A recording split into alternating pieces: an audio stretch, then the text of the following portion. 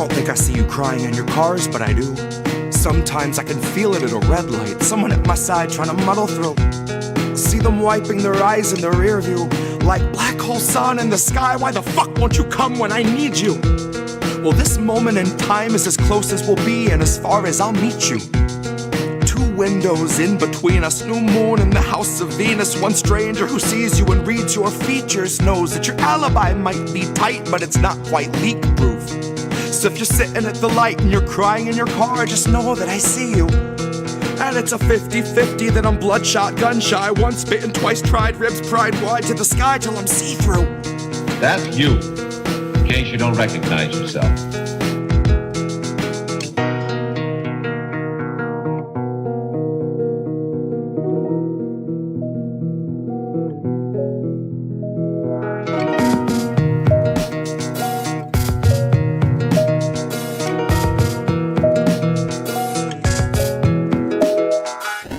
You don't think I see you struggling to breathe, but I do. I see you stumble in your everyday grief like I do. I try, but I do. I'm twice bitten too. My mind's split in two. My knuckles bright white from the 10 to the 2. And the song in my head is the theme for a fugue. A state of decay through the filter of corporate news, where they edit the grays and the blues. They whitewash the brown till they drown out the natural hues. And then it's just another fact to refuse, that the corporate ladders for hanging the company noose. Consider it one of your perks, after all it's communal in use. So you can come and hang till your legs go limp and they're shaking you loose. Now you watch 5 co-workers opt for the alternate exit, neatly suspended above where you wolf down your food. And your company gets its incentives embellished by harping on wellness, suggesting you'd best take time for your mental health after your 14 hours are through. Like we gave you a bottle to piss in and fixed up a noose on the crossbeam. Christ, what more can we do? So if you struggle to breathe any moment that you aren't asleep, then remember, most of Americans fear for their savings, fear for their shelter, fear for their babies. You aren't the fringe of exception, but rather a perfect example of capital's rule. And you're far less alone than the ruling class tells you is true. You're far less alone than the ruling class tells you is true.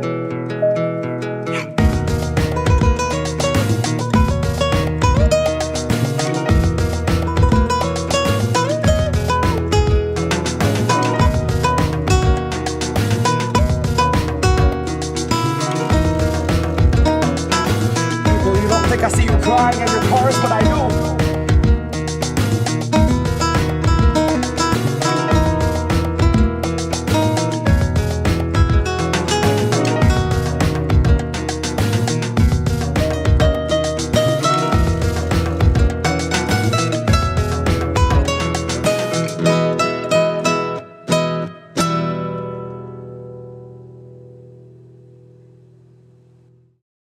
Just an off-the-cuff chat between you and me.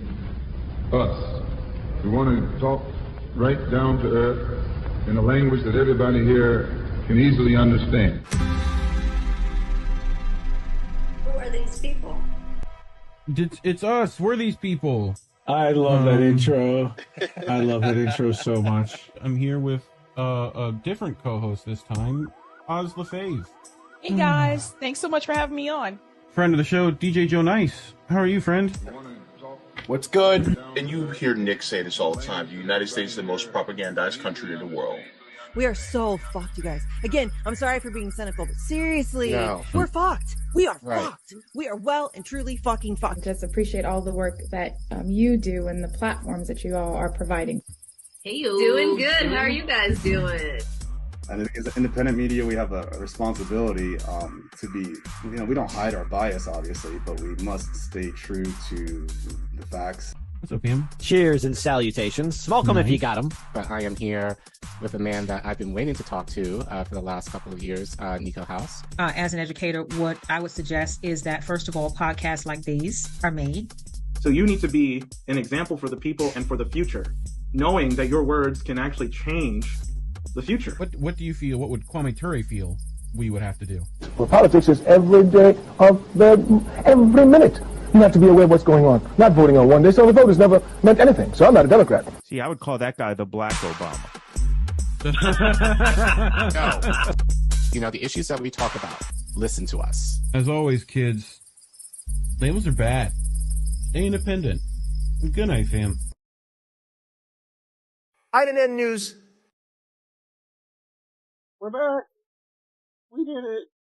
It's Yay. INN News. It's another Wednesday of a shitty week in a shitty month in a shitty year with some more shitty years in front of us. So, Skipper, how are you? First of all, hold on. Can you fix your screens? Yes. You want this? There we Is that go. better for you? Yes, it's much better. Yeah. And what do you mean it's a shitty month? The month just got started. Oh shit. Here we go again. It's another one, you know? So, bunch of distractions to weed through. Hopefully we've avoided that here on this show. You know, stick to the issues and whatnot. But But yeah, I'm back, I guess. I took well, I think I should say something, because I don't think I said anything formally, but yeah, but it's about, I guess, I think it was a somewhat of a forced sabbatical of mostly you. But yeah, so some of you, if you are fam or if you're new, welcome. But a few weeks ago, not to say I had a mental breakdown, but like I just lost it. I was going through personal shit in terms of I'm trying to lose weight. The day I went in for a DEXA scan just to see what I was dealing with, it's not bad, but I have work to do. Yeah. So so that and just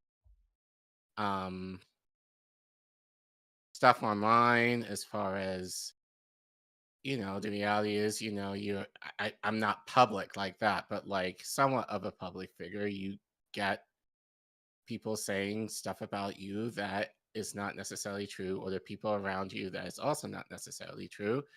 And all of that, and just like some other personal stuff I won't mention here. It was just, I broke. And I've said this a lot, but it's hard doing this stuff, especially when we're demonetized, the channel is suppressed to hell. Sometimes I wonder if people are watching our content at all. So it just feels at times like a very thankless job, and I'm a teacher, so even in that sometimes is also another thankless job. So yeah, so it was just a lot. I think it was maybe 3 weeks ago now. Yeah. What So, about that but halfway yeah, into that third week or whatever? You were like, all right, I got some stories. I got. It's like, okay, So I wouldn't say in the middle, but I think like after the week, because that week I was going on vacation anyway, so I went to San Diego on vacation, had a great time, came back, talked to people, and that being said, shout out to the people, like Jesse, you, Indy, Sabby, JB from RBN, Nico, and a few others. Just wanted to make sure that was okay. And, they really encouraged me, because at that point I was like, I'm done. I am sick of independent media. As I said, thankless, and you don't get necessarily, and I don't do it to get recognized per se, but it's the idea of like, we're trying to do a service for people in terms of giving them truth and also giving them stories that people are not necessarily talking about that probably should.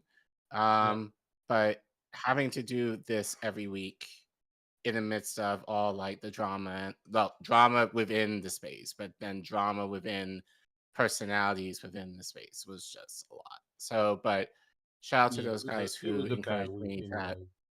You should have. I wanted to take a break that week. Are you kidding? I was like, this week's done. Yeah. So But yeah, But shout out to everybody who encouraged me to keep at it. And I think more importantly, just the idea that, like just people encouraging me is that you are needed in the space.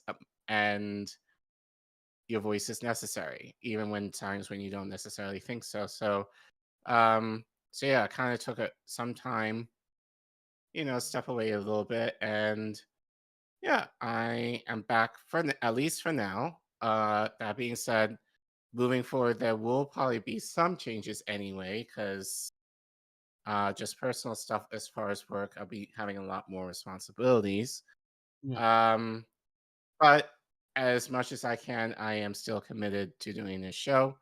But yeah, just really appreciate you guys. I think a lot of you noticed and were concerned about my well-being, and that meant a lot. So thank you guys for caring, and thank you guys for looking out for me. And I think that just proves, I think what we are kind of creating here is very special, and it meant a lot. So thank you all. Love you all. Well, if you just missed it, Indy in the chat who's saying that was fun. They just had this stream a minute ago, so go check that out. I hear it got heated, so Scott pulls no punches, and that's how things go here. But good stream otherwise. So go check that out. Misty and Indy and Scott Horton will anti-war stream. We're trying to keep those things running. People are busy and whatnot. But we brought some stories, though, didn't we? Yes. What'd you bring? Speaking of anti-war? So kind of got inspired by the Avengers, kind of with this, but somewhat. But so I know some channels have reported on this, but I think it is important to think about in light of recent events. We're not going to talk about it now, but you guys know Tim Walz is now Kamala's VP for this upcoming election. So kind of going along with that, being that people are now jumping the Kamala train in an effort to defeat Trump, people are not necessarily talking about the idea that the Biden administration has deployed Marines to be sent to the Middle East.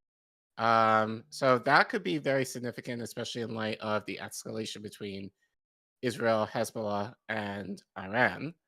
So we're going to talk a little bit about that, and I do have some thoughts. I know you do too. Yeah. About that. And then later on tonight, this kind of ties into. So those of you who probably know, we had an interview last week with the wonderful, comparable Vanessa Beeley, and she talked about how back in the day, Israel contaminated Palestinian water supply with polio. Typhoid, well, it in seemed 1948, typhoid. But as Typhoid, many things, they poisoned the water among. with. So right. Yeah. Well, the Israel's continuing on their fuck shit. And is now, due to the destruction, has now causing a polio endemic in Gaza. So that kind of relates to what Vanessa was talking about. So I want to kind of bring both in terms of what Vanessa was talking about was what happened years ago, and this is what's happening currently in the midst of the genocide. So we'll talk about that later. And then what did you get?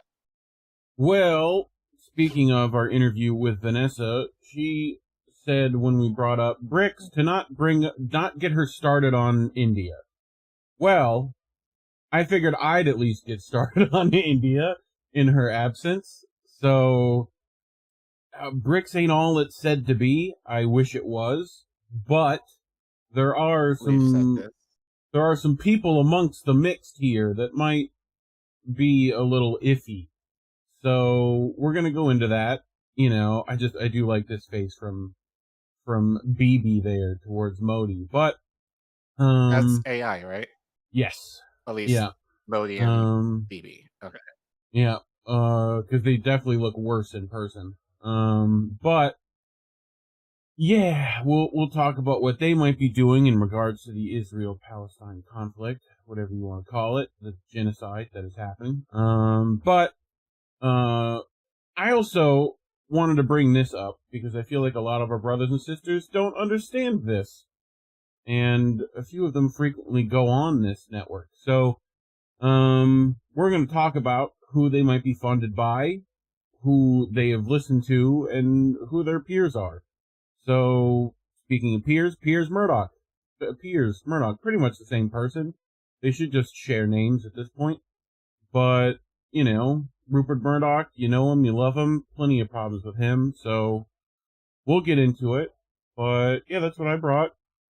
Anything else before we head into stuff? No, I think, you know, you guys, most of you, know the drill. As I said earlier, we are demonetized. YouTube hates us. But we obviously need your support in order for us to continue this operation here.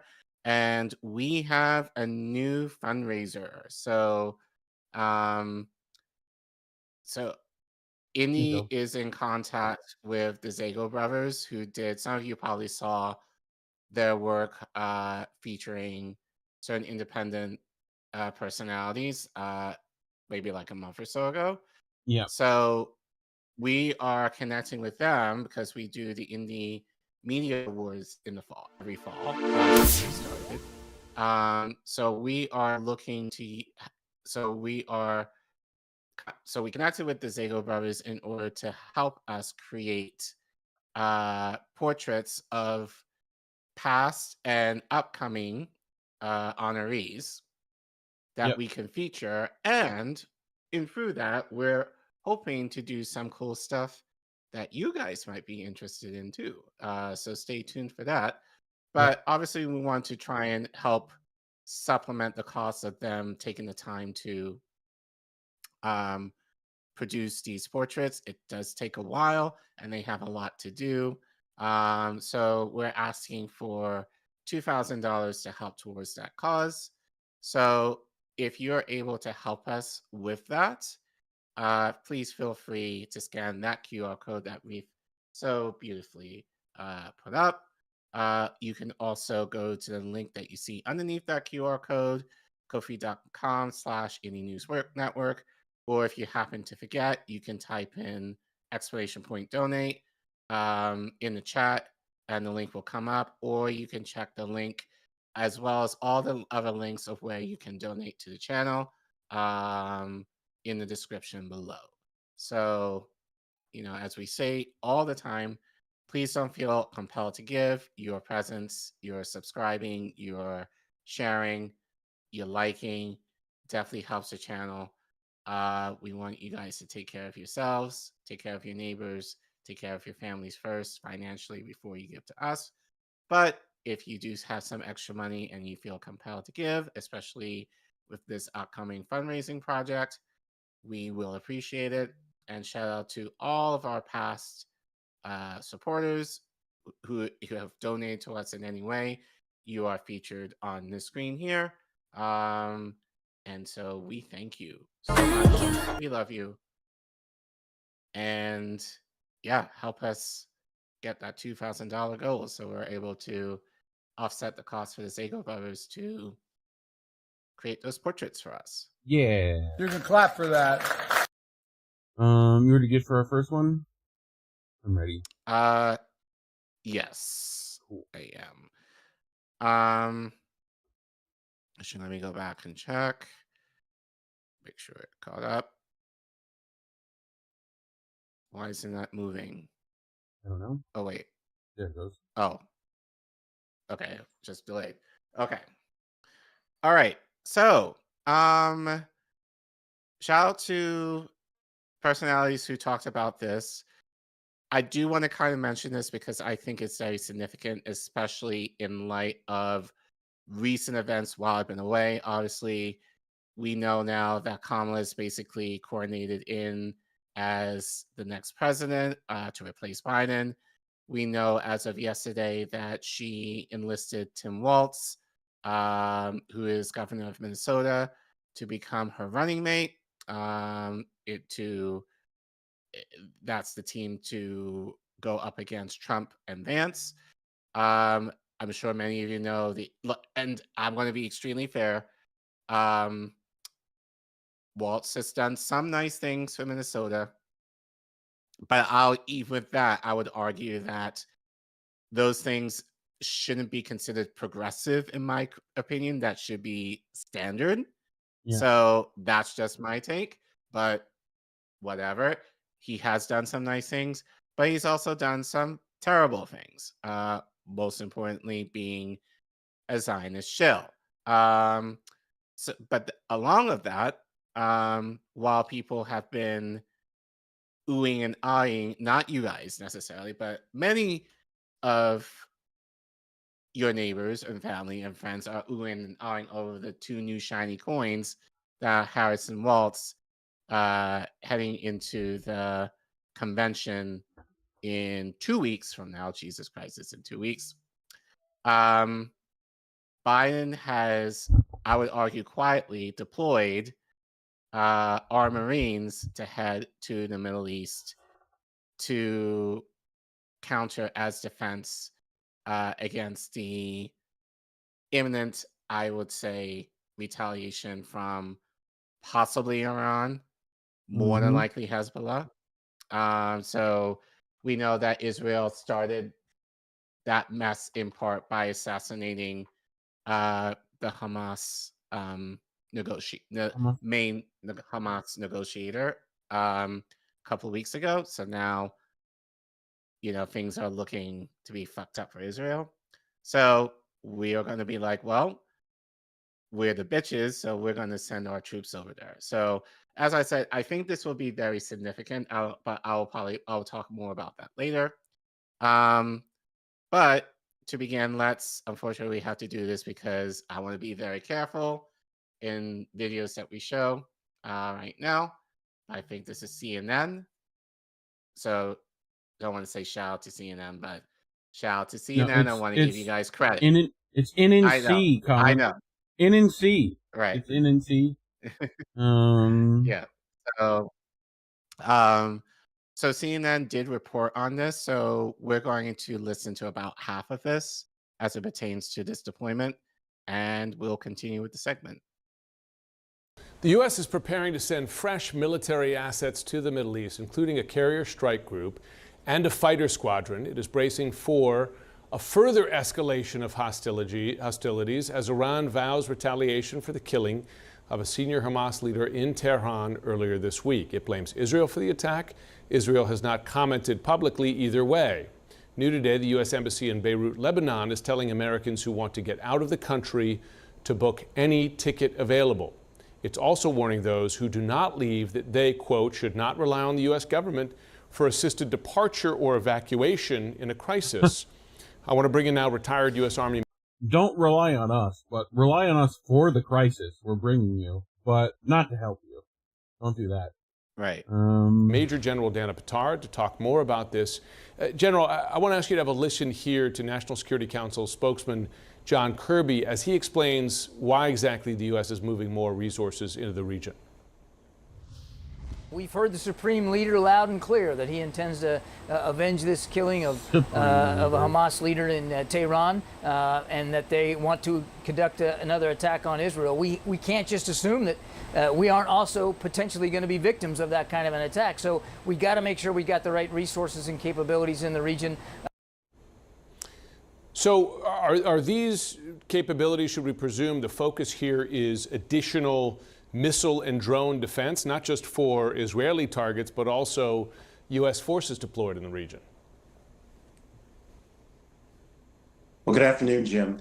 I think what John Kirby said, and I know John Kirby, is that the U.S. military in America is just being prudent by sending a strike carrier force there, the USS Lincoln, a strike carrier group there. But it's to protect American assets, as well as to help defend Israel in case Iran decides to attack. And it does look like Iran is going to do something just not sure what it is at this point.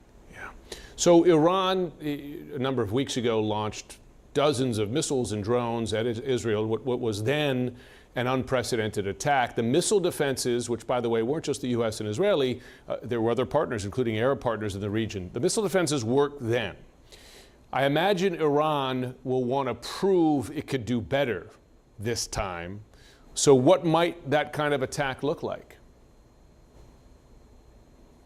Well, as you mentioned, in April, nearly 300 drones, missiles, and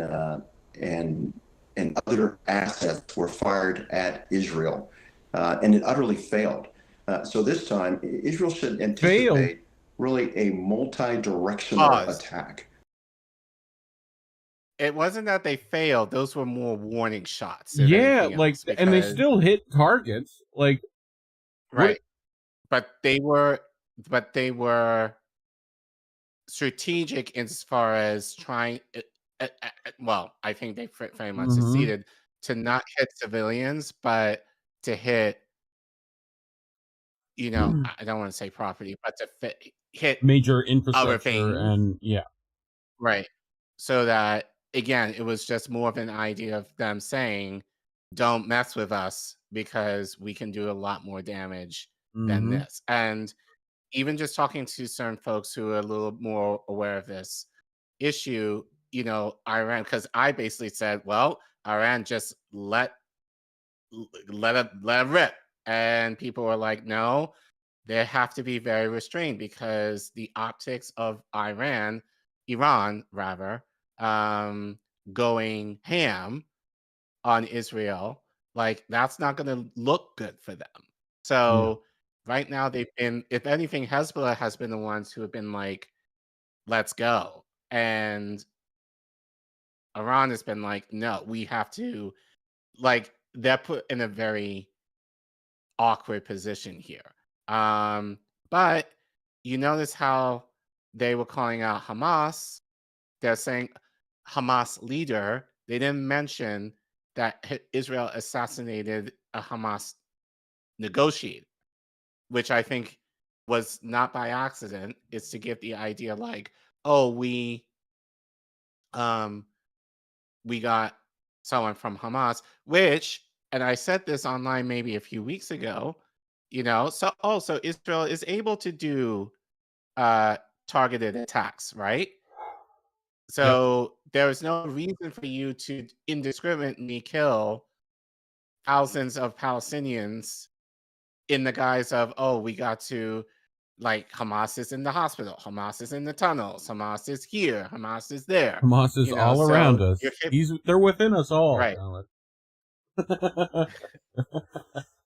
So, yeah, I just find it very interesting that they're kind of downplaying what Israel is doing here. And basically, it's the idea of, it's basically them saying, well, Israel has a right to retaliate and Iran basically cannot, which I think is bullshit. If Israel has the right to defend itself, so does every other country when they feel threatened. So, again, I think Iran has been very restrained. And the fact that they can and they haven't, I think, has shown how restrained they've been in order to prevent an escalation towards this assault. Yeah. You can go ahead. Which includes everything from Iran itself, as well as Hezbollah to the north, Houthis to the south, and even Gaza to an extent, which would try to overwhelm the air defenses of Israel and Israel's regional allies.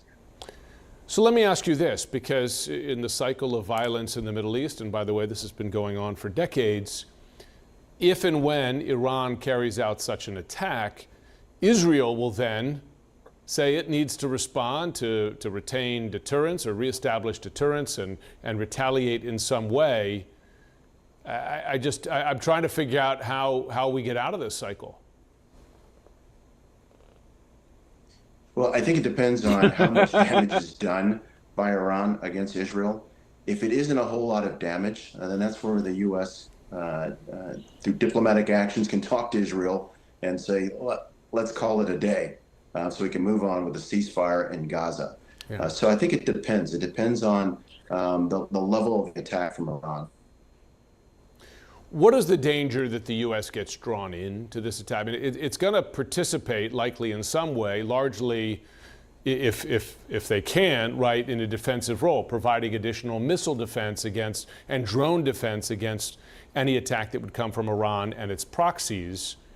But, I mean, there's a chance that U.S. forces are also hit there, as John Kirby was referring to, which might then generate a U.S. response of its own. So the risk for U.S. involvement, direct involvement, is quite high here, isn't it?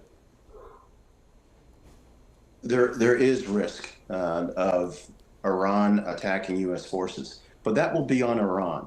Iran does not want to have a fight with both the United States and Israel. Iran wants to certainly save face because of the assassination of Ismail Haniyeh on its soil, but what Iran does not want is a full-blown war. In a full-blown war, Iran loses. Yeah, and perhaps loses its nuclear facilities, which it's highly invested in. But before we go, as we look at this situation, which is again so familiar in the region, where is U.S. power at this point? Because there's been a lot of reporting, including by CNN, that the Biden administration has been constantly pressuring Israel to rein in some of its attacks, and yet these attacks continue and arguably get more aggressive. Is U.S. influence, not just in the region, but with Israel, is it declining? I wouldn't say the U.S. influence is declining.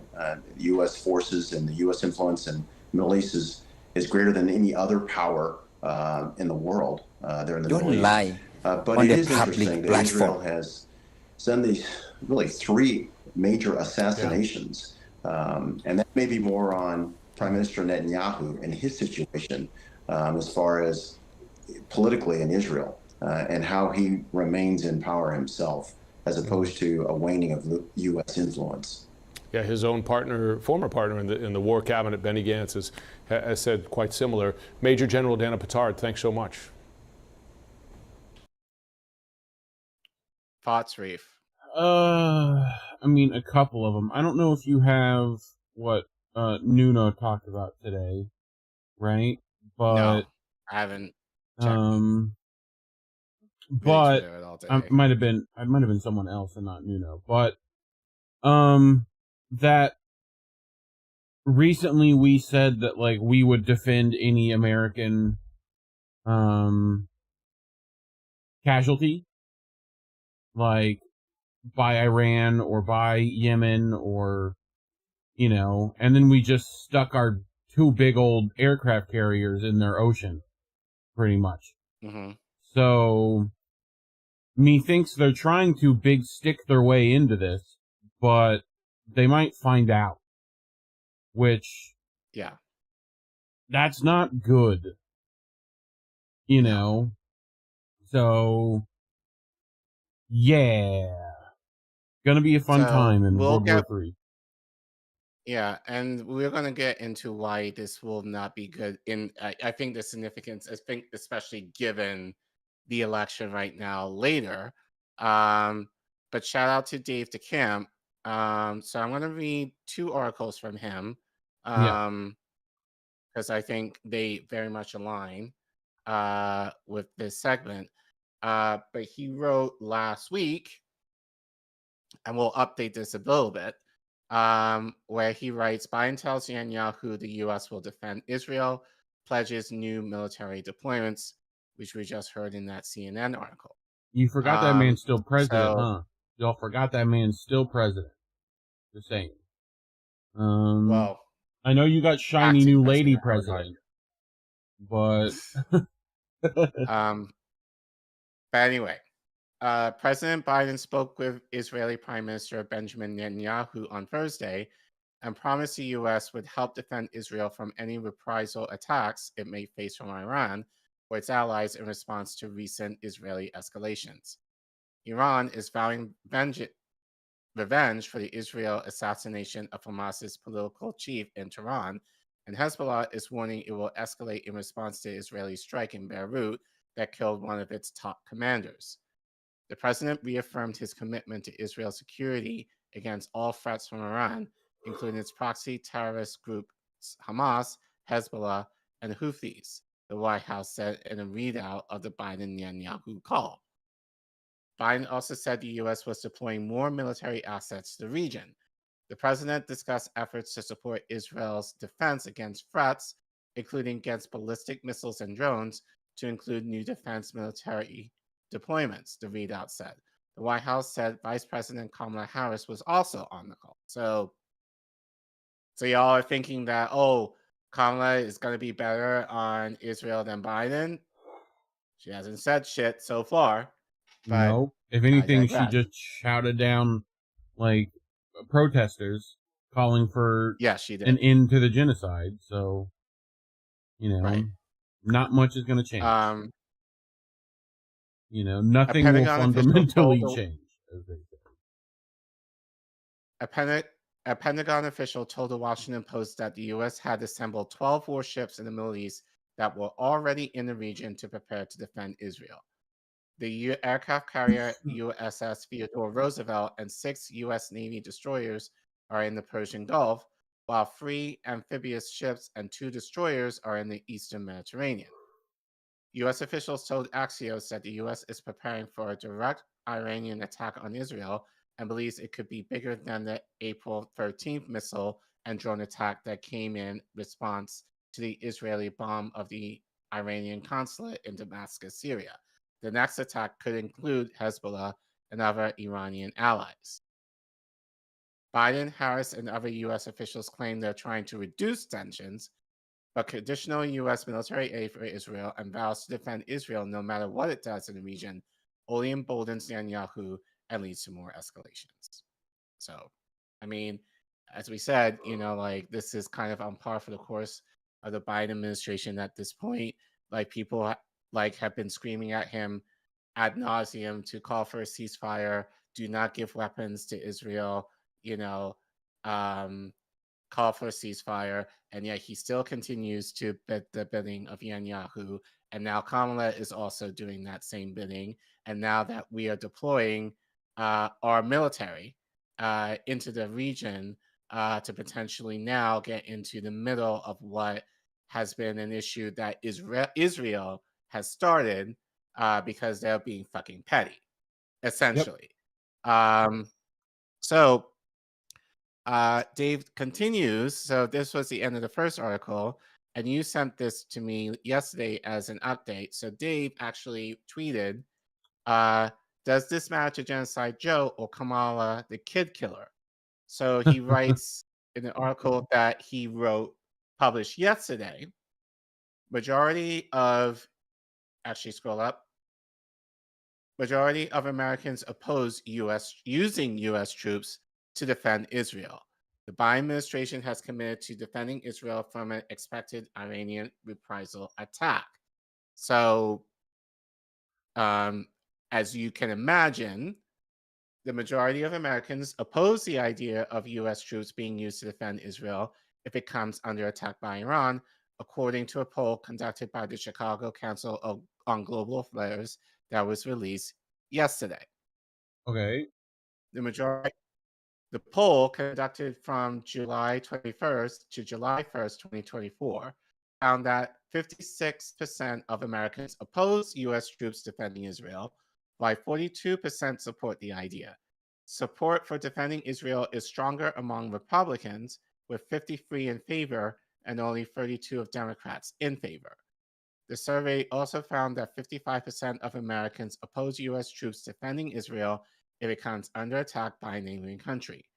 The results come in as the Biden administration is vowing to defend Israel from an expected Iranian reprisal attack for the killing of Hamas's political chief, Ismail Haniyeh, in Tehran. A major coordinated attack launched by Iran and its allies could result in American casualties, and the U.S. support for Israel risks a major regional war. The U.S. defended Israel from an Iranian attack in April, which came in response to the Israeli bombing on the Iranian consulate in Damascus, Syria. The Biden administration intervened directly to protect Israel and is pledging to do so again without any authorization from Congress or any debate on the matter. The Chicago Council showed the lowest level of support for defending Israel among Americans since the Chicago Council began asking the question in 2010. In 2015, 2018, and 2021, the majority of Americans, 53%, supported the idea.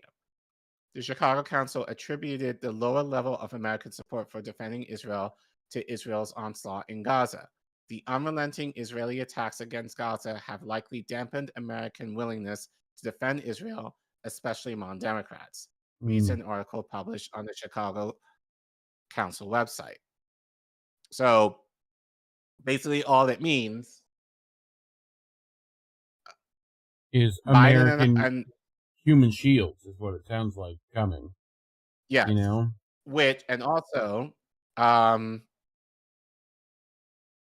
right now, Biden and Harris and Waltz have all declared their loyalty to Israel. And I've said this online many times. If American casualties come in and they come in hot through the fall, depending how much this assault escalates, people remember Iraq. Yeah. They're not going to be feeling this. So right now on this issue, if the Democrats, if the Republicans are smart, they will hit Kamala with this issue. Because as you said, and as I saw earlier, like they're doing a rally at least earlier today or right now, and I guess protesters were yelling in regards to what's happening in Israel, and basically Kamala was like, "Shut the fuck up." Yeah. I'm speaking. Pretty much. If you want Trump to win, don't let me speak, essentially. Okay. Right. You know? Wherever it should be, I'm going to listen to you because I actually care about getting your vote. And so I will do what I need to do in order to ensure that American lives are not being dashed away on account of us protecting Israel. So really, if they were smart, Democrats, they should be thinking that way. Conversely, if Republicans are smart, they should be hitting Kamala on that. Yeah. But we'll see if evil party they won't. will do that. They won't. They're both bought by AIPAC. They're in J Street and everything. They're all bought. So that ain't happening. If anything, it will be performative in measure and mean nothing. You know? So good luck with that, you know? But yeah, sounds like we might be losing some American troops as boots on the ground soon. So probably, hopefully not. But I don't. Hopefully not. But it's looking that way right now, and it's sad that people are not mentioning this. It's sad that not a lot of people have talked about this deployment. Well, it also and look how. Go ahead. It also pushes people to like hate the region more. Really, like. I still have people who, because they lost friends in Afghanistan and Iraq, that all brown people from there are bad. You know? Right. Like, when the person who was over there who died probably wouldn't agree with you. You know? Like, you know, who probably lost his life defending large swaths of them. So, you know, I just find it funny that that's people wrap themselves up in the red, white, and blue with that, and all peaches and rainbows, you know. So, right. But yeah, that's the only thing I'm worried about, is that it emboldens the same thing that's being emboldened in the UK right now. So, right. You know, like it's the other.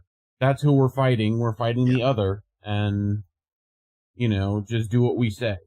So. Right. I don't know. And some of you watched the the panel that I did on Savvy's show last week. And this was what I was trying to explain to Dana, the Republican representative on the panel. Like, you care about immigration, right? But when we're bombing these countries, you know, with our policy, and in this case, in light of Israel, Yeah. Where are those where are those refugees going to go? Where are those people going to go? You know, like they're already starting to do that in Lebanon, that they're basically saying for people to leave, evacuate. So where they're going to go? They're going to come to Europe, and they're going to come here, and they're going to, as you say, take your jobs, and you black get jobs. mad at them. Right. You get mad at them for, and look, I understand why you get mad at them, but you're getting mad at the wrong entity. You should be getting mad at the administration and the bureaucracy and the military industrial complex that is causing this to happen, that is forcing people to leave because of the destruction that we're laying in their countries, and they have no choice but to come to Europe or America in order to seek refuge. But you're going to yell at them because they're taking your houses.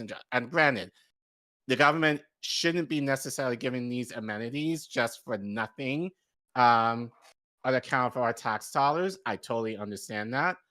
But you have to look from a broader brush in terms of seeing what's happening globally to make the connection. Oh, this is not necessarily their fault. And I'm not saying that all immigrants are here for, you know, like nefarious reasons. Like, there are definitely plenty of those immigrants that are here. But I'm talking about when it comes to war, that they're wanting to, that they're feeling the need to come here in order to be safe. Yeah. And you're getting mad at those immigrants for essentially having to leave from a place caused by our foreign policy. As we say, it's all connected. You can't just look at domestic policy in isolation and not think about how foreign policy might be affecting some of the issues that is driving a lot of the domestic issues that you claim to care about.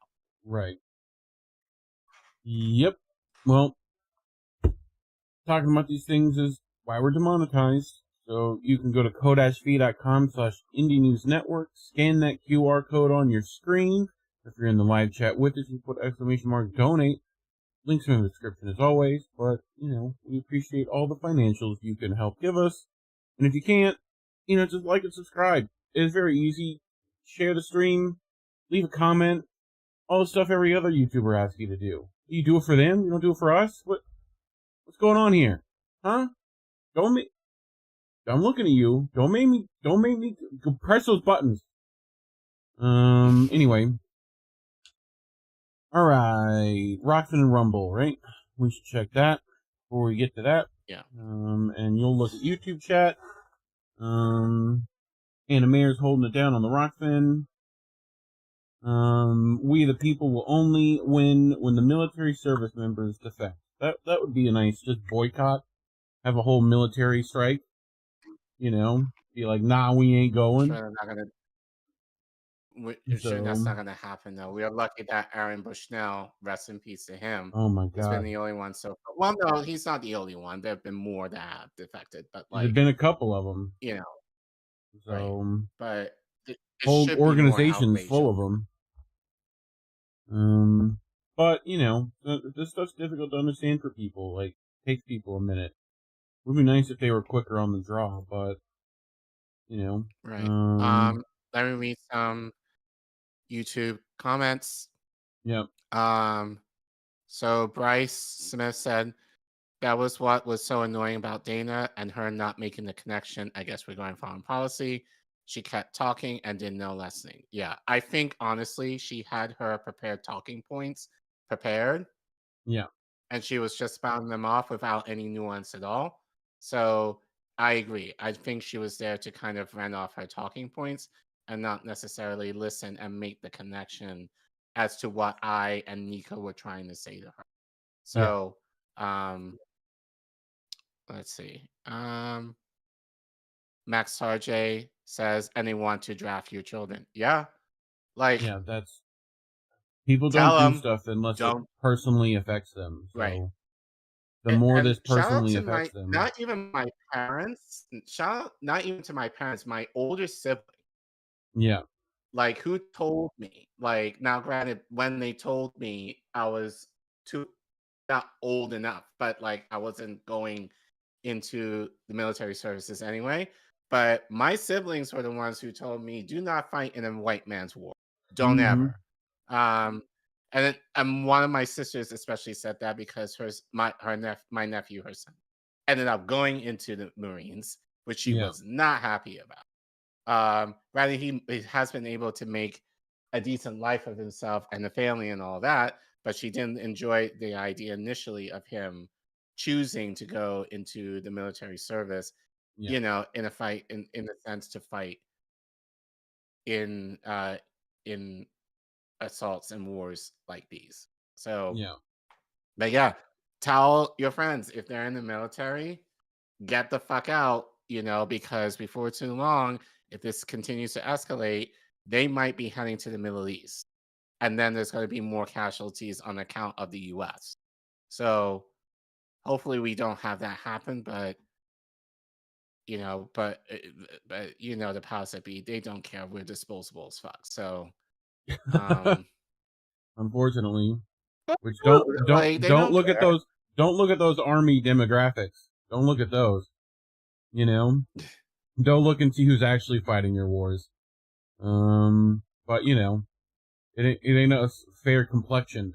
Ain't us. And there's a reason that's happening. The same reason everything else is happening. So as always, capitalism. But you want to get to this story? Let's go. So we've talked about India before. Care Bear, it's not all rainbows and sunshine over there. We covered them literally hiding their pores when diplomats show up.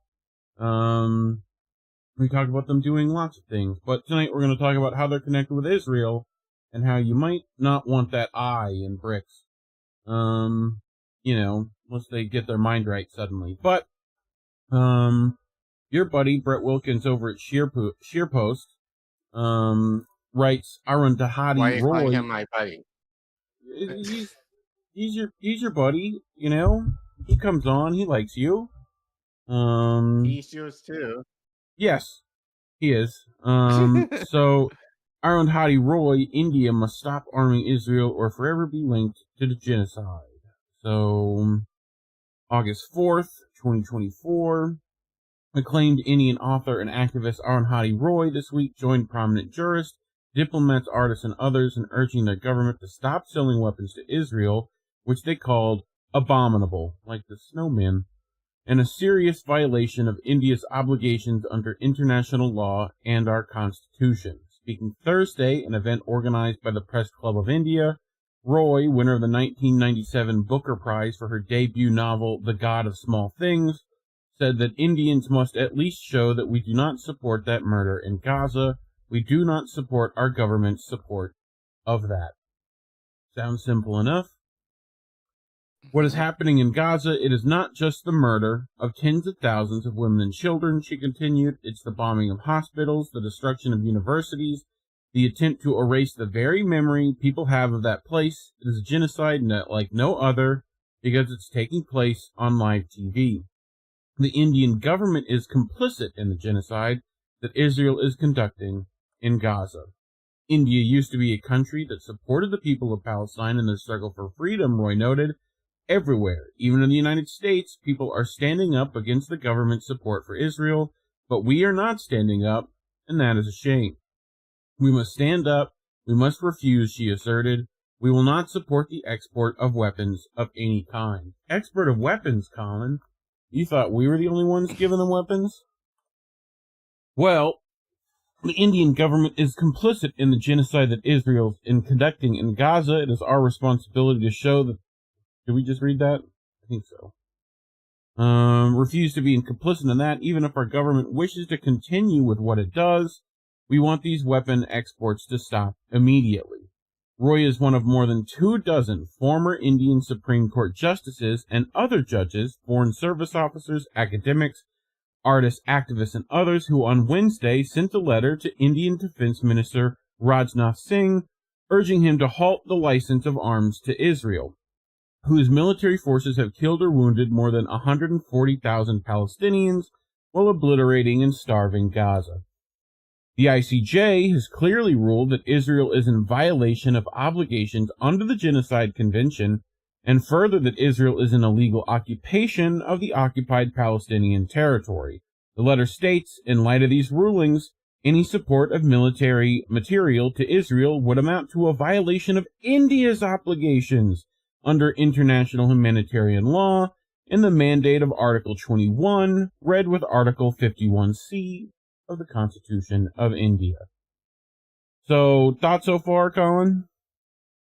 I mean, we've talked about this, and even Vanessa kind of confirmed. Well, not to say we need her confirmation, but she did, regarding India and how two-faced they've been in terms of, like, and not just them, but, in terms of having one foot in terms of, trying to bring about BRICS, but also another foot as far as Western interests. So this doesn't surprise me at all. In fact, it's actually more of a confirmation that we've been very mixed on BRICS. And people talk about BRICS as it's a good thing. But again, a lot of the larger countries within BRICS are still tied to Western interests. So how effective are they truly going to be, or how are they really going to stand against the West when they're using a lot of Western bureaucracy in order to try and make themselves viable? Well, that not doesn't make just sense to me. like we've talked about Elbit systems in the past, right? And how they're connected here, connected in the UK. Well, guess where else they're connected? Among the weapons India has sent to Israel are Hermes 900 unmanned aerial drones, which are co-manufactured with Israel arms company Elbit Systems. The letter notes that drones have been extensively used in the Israeli Defense Force military campaign. Several UN experts have warned that the transfer of weapons and ammunition to Israel may constitute serious violations of human rights and international humanitarian laws, and risk state complicity in international crimes, possibly including genocide, reiterating their demand to stop transfers immediately, the letter signer wrote. So, that's that drone right there, that little Hermes. I'm sure it has lovely packages to drop on people. Made in Hyderabad? Sure. I'm gonna say. Currently in active deployment in the intense Israel-Hamas conflict, as stated here at NDTV News. Whoever that is. In short, the grant of licenses and approvals for export of military material to Israel, coupled with reports of such exports by Indian companies, constitutes a serious violation of India's obligations under international law and our own constitution. International law aside, we consider such exports to be morally objectionable, indeed abominable. The signatories added, we demand therefore that India should immediately suspend its collaboration in the delivery of military material to Israel. Further, India must immediately make every effort to ensure that weapons already delivered to Israel are not used to contribute to acts of genocide or violations of international humanitarian law. Good luck with that shit.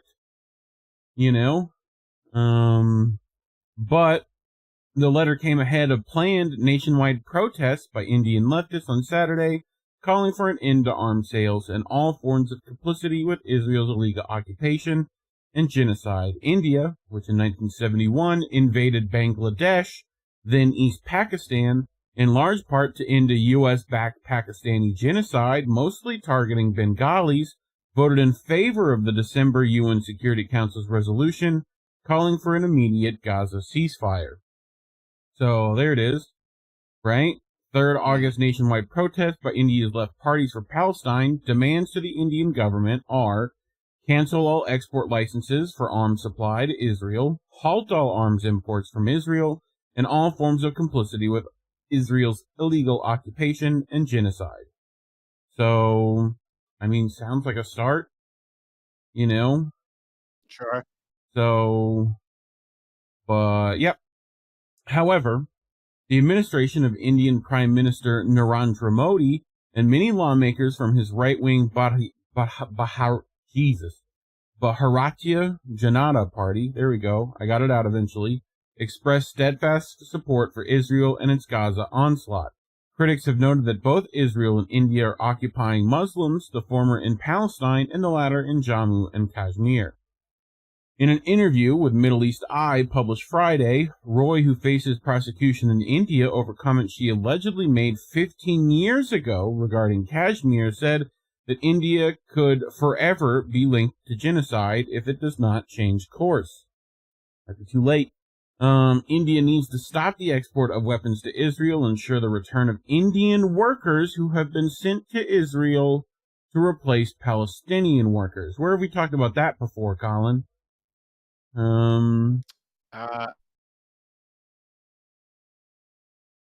Indian workers? In this case, India workers, but yeah, in other we've cases, talked about that with Africa, right? We've talked about that with Africa and Thailand, so as well, right? So cheap labor forces that Israel tends to use. If it does not do so at once, it is in violation of the orders of the ICJ. It will forever be complicit in aiding and abetting a genocide that is being telecast live for the world to watch. Closing thoughts, Collin? I mean, pretty short. Yeah, what else needs to be said other than India is got some India issues. is duplicitous. They're duplicitous in terms of claiming that they care about these global issues, but then they side with the West in terms of. But we've talked about this. We read about this. How they've had deals with France in order to get weapons. So So I'm not surprised by this at all. But again, it makes me think twice about BRICS and how effective that's going to be, especially with India as large of a economy as they have, will be leading the charge along with Russia and China. And honestly, even with Russia and China, while I think of them a little bit slightly, I don't completely, trust them either. So it's like, and I understand why, they're trying to bring BRICS together. But again, if you're trying to create it based on Western values, then, or at least that type of imperialism in this case, then how much better are you in compared to like the G7 nations? Yep. No, it makes sense to me. So, keep an eye out, especially if you're going to model it after the World Bank. Probably not the best thing to do. Right. Because that's been such a force for good. I mean, I get the problems are mainly us in that, but at the same time, and if you want to give to our little World Bank, you could scan that QR code on your screen or use code-v.com/indienewsnetwork. You can go right there to that, or it's in the description below, or you can put !donate in the chat. Plenty of ways to send us money. Mail it to us, carrier pigeon, we'll take whatever we can get. We're trying out here. But if you can't do that, like and subscribe, hit the share button, leave a comment, let us know what you think. What do you think about it? Let us know. But, otherwise, thanks for watching. Alright. To the chats. What do we got? Inamir's probably still holding it down on Rockfin. No one on Rumble yet either. If you're one of those lizard people in the chat, use those opposable thumbs. Let us know. Let us know what you got going on. Type in that chat and whatnot. But anyway, what do you got in the other chat, Collin? So let me see. Bryce against India ain't shit. Max Sarge, Belt and Road policies are still exploiting Africa and a lot of other places, but not as bad as the United States play. Just coup, I guess that's Couple coup of countries countries. when they like. Yeah. Couple of countries when they like. I think just 2 countries. That sounds about right.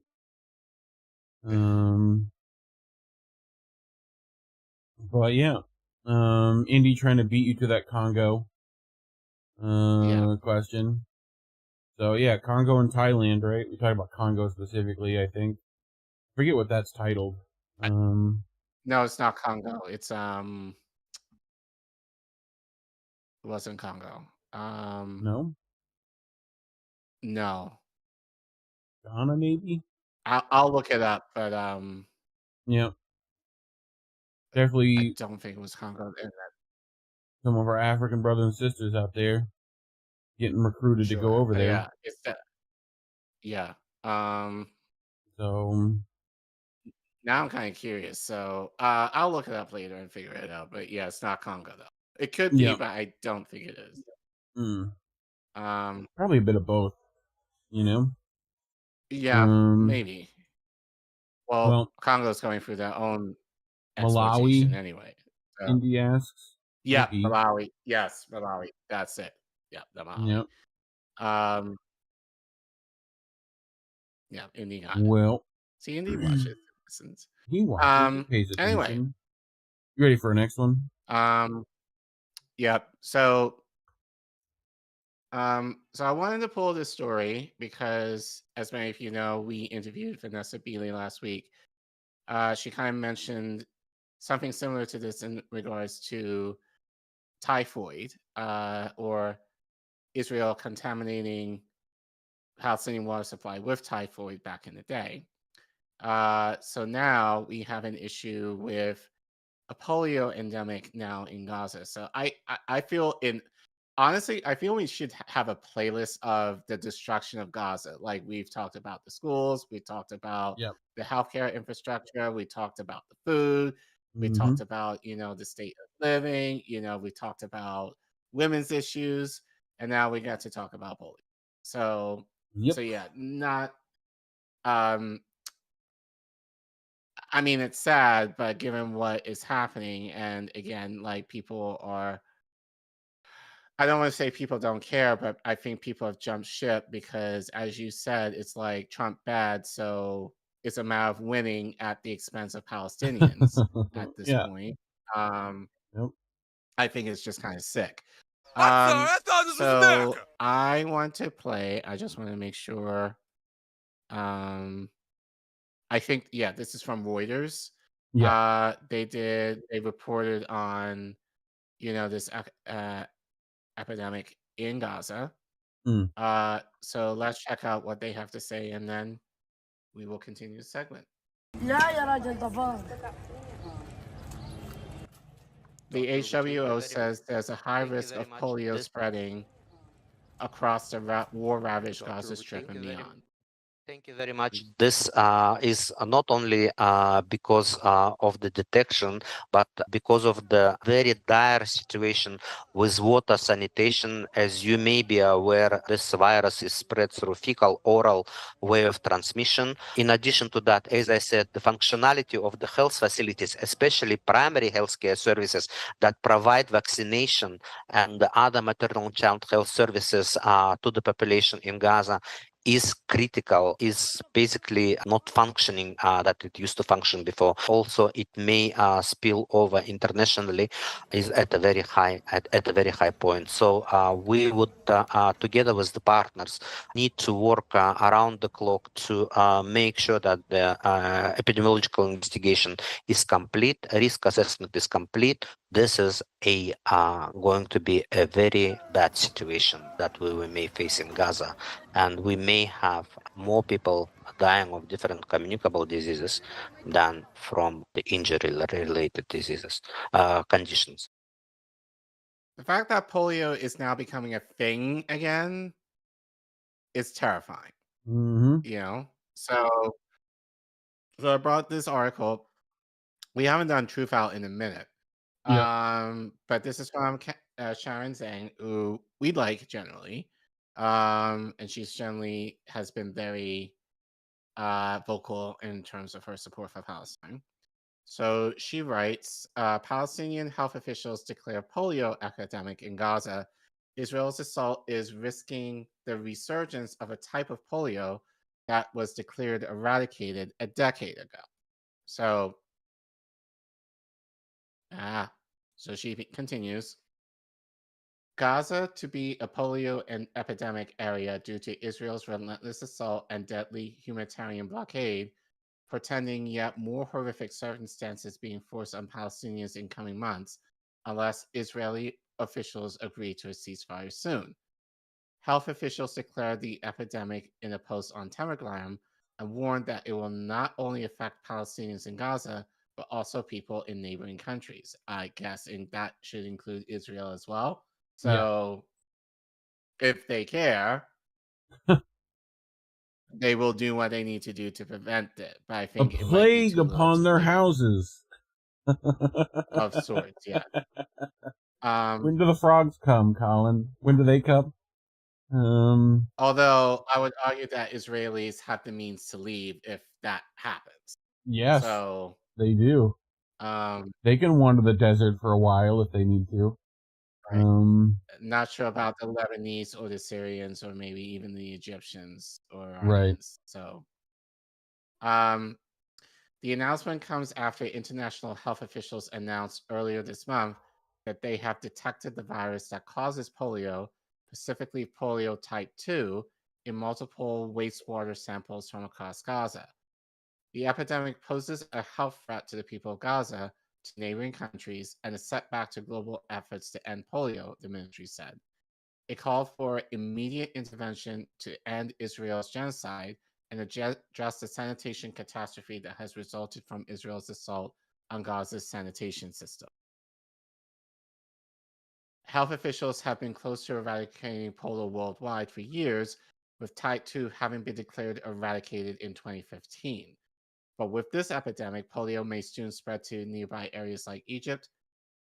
Children of Gaza and beyond are particularly at risk as the World Health Organization stopped including immunization from type 2 polio about a decade ago, a decision some have criticized. Poliovirus is spread through the consumption of fecally contaminated water or food and can cause paralysis in affected individuals. The spread of disease in Gaza other contaminations cause it too. Which we'll get to. Right. The spread of disease in Gaza, including poliovirus, hepatitis A, and others, has been counted nearly unmitigated for months, with hundreds of thousands of tons of trash strewn about in large piles, vermin and bugs swarming, and sewage filled the streets where children play and people travel. Conditions are especially bad in al-Mawasi, which encompasses the supposed humanitarian safe zone Israel declared amidst its invasion of Rafah in May and has since bombed many times. The area is essentially nothing but desert and lacks basic infrastructure. Oxfam said in June that there are only 121 bathrooms for 500,000 people sheltering there, or 4,130 people per toilet. Dude, the area has grown more crowded since June. Could you imagine the wait just to, like, bro, I gotta wake up and, like, run to the potty, bro. Like, that's... No, I'm trying to imagine. No offense, but when I lived in Africa, I had to use a outhouse. Yeah. And they were fairly clean, but they had a funk to them. So, so it's just the stink that I cannot imagine. I'm sure it's like, no, I can't. Yeah, I'm sure if I was in that situation, I would probably throw up, just given.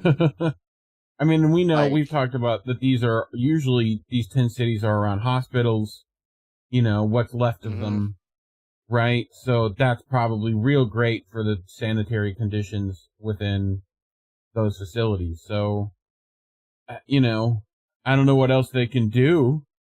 Like, I saw Israelis today literally tearing apart water sources for Palestinians. Like, in summer heat, like the any and all costs for them. So, but anyway, Advocates for Palestinian rights have called on the Biden administration to recognize the polio crisis and to act aggressively to pursue a ceasefire and to show that polio vaccines immediately reach the population of Gaza. The Israeli military has already announced that it will be offering vaccines to its soldiers, but has said nothing about limiting the spread of the virus for Palestinians. Health officials have said that they have not yet detected any cases of paralysis caused by the polio virus, but Israel's assault has rendered disease surveillance virtually impossible. Also, good luck getting Palestinians to take any needle that you give them at this point. You know? Right. Like, that's going to be a tough sell right now, too. So, yeah. Last week, U.S. health workers who have volunteered in Gaza amid the genocide said that every single person they encountered in Gaza was sick, injured, or both, with little accounting of disease. It's possible then that there could be many cases of polio infecting people that have gone undetected, the healthcare worker noted. For instance, that they estimate that tens of thousands of Palestinians have been killed due to Israel's famine campaign, but have not been counted due to Israel's destruction of the healthcare system and other basic infrastructure. Yep. I didn't Yeah, it's realize I just was not sure. the preview is not there either, but this has got to be our clip, right? Yes. Cool. So if you watched our interview with Vanessa last week or since, you would know, or hopefully you would know, that she talked about how Israel contaminated their waters with typhoid. So which kind of we relates. covered. So it's kind of more or less Literally our So it's first basically the coverage into same. Palestine. Right. So basically they're using, well, it's not to say they're using the same tricks. It's just the idea of like, just due Very to the similar bombing ones. and just blowing up infrastructure, is like they have no means to clean it up, at least right now, so that, you know, a lot of this disease is beginning to fester. So we're gonna watch a clip where Vanessa mentions that, just to make that connection. So you can go ahead, Reef. Yeah, she's got some thoughts about what's really causing this. So, who are these people? I mean, you're hearing now about a polio outbreak. Well, if you actually read someone like William Engdahl, who had polio when he was 5 years old and was paralyzed as a result, he's done a huge amount of research into it. And his claim is basically that it's not a virus. Polio comes from the introduction of a toxin into the body, into the brain. And at that time, of course, when he contracted polio was when the use of DDT was sanctioned, and it was basically being sprayed everywhere. And there is, according to him, a correlation between the then prohibition of DDT and the drop in polio cases. And so now what we're suddenly seeing in Gaza, which immediately set off my alarm bells, quite rightly after what you said, the poisoning of the water with typhoid previously, and that's, I'm quite sure it's been done multiple times, particularly in Gaza, because Gaza is a 40-kilometer by 12-kilometer extermination camp, and Israel totally controls all the water, for example, and all the food that comes into that camp. So how easy is it to introduce disease into that camp if you want to, for want of a better word, cull the population, right? I mean, there are diseases in Gaza that, considering the relatively healthy lifestyle they have when they're not being bombed by Israel, is unusual, and there's been a huge spike, as far as I know, in cancer cases and so on and so forth. But suddenly there's an outbreak of polio. And actually, I was talking to William about this, William Engdahl, on Saturday. And what he said to me, well, you know, the polio could have been introduced, but it could also be present in the conditions that are there anyway, because, you know, there's raw sewage in the streets and in the makeshift camps. All the water supply has been destroyed, the water tanks. There was a video only a few days ago with the Zionists blowing up you know, the big water siphons, no, what do you call them? The huge bulk water carrier things, and blowing them up. So it could be that whatever is causing the polio has been introduced by the appalling sanitation conditions anyway. It could be that it has been introduced as a toxin. But then, of course, what's going to happen next? The rollout of the vaccine. And what faction of society does polio affect? Children under the age of 5. Right. So, I mean, you know, it doesn't take a huge amount to figure out what's happening here. Who are these people? Yeah. You know what?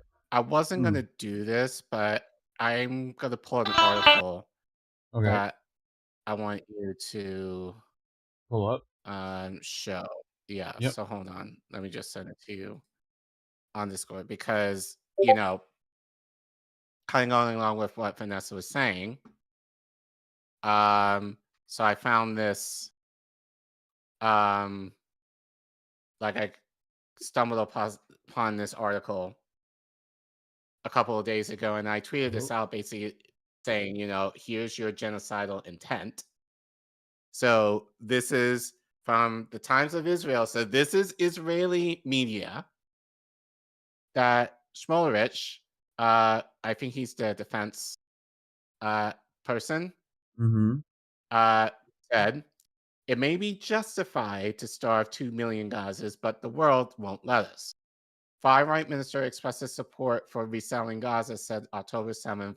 What would have happened if it hadn't not been for the 2005 disengagement from the Strip? This was written by Toy Staff.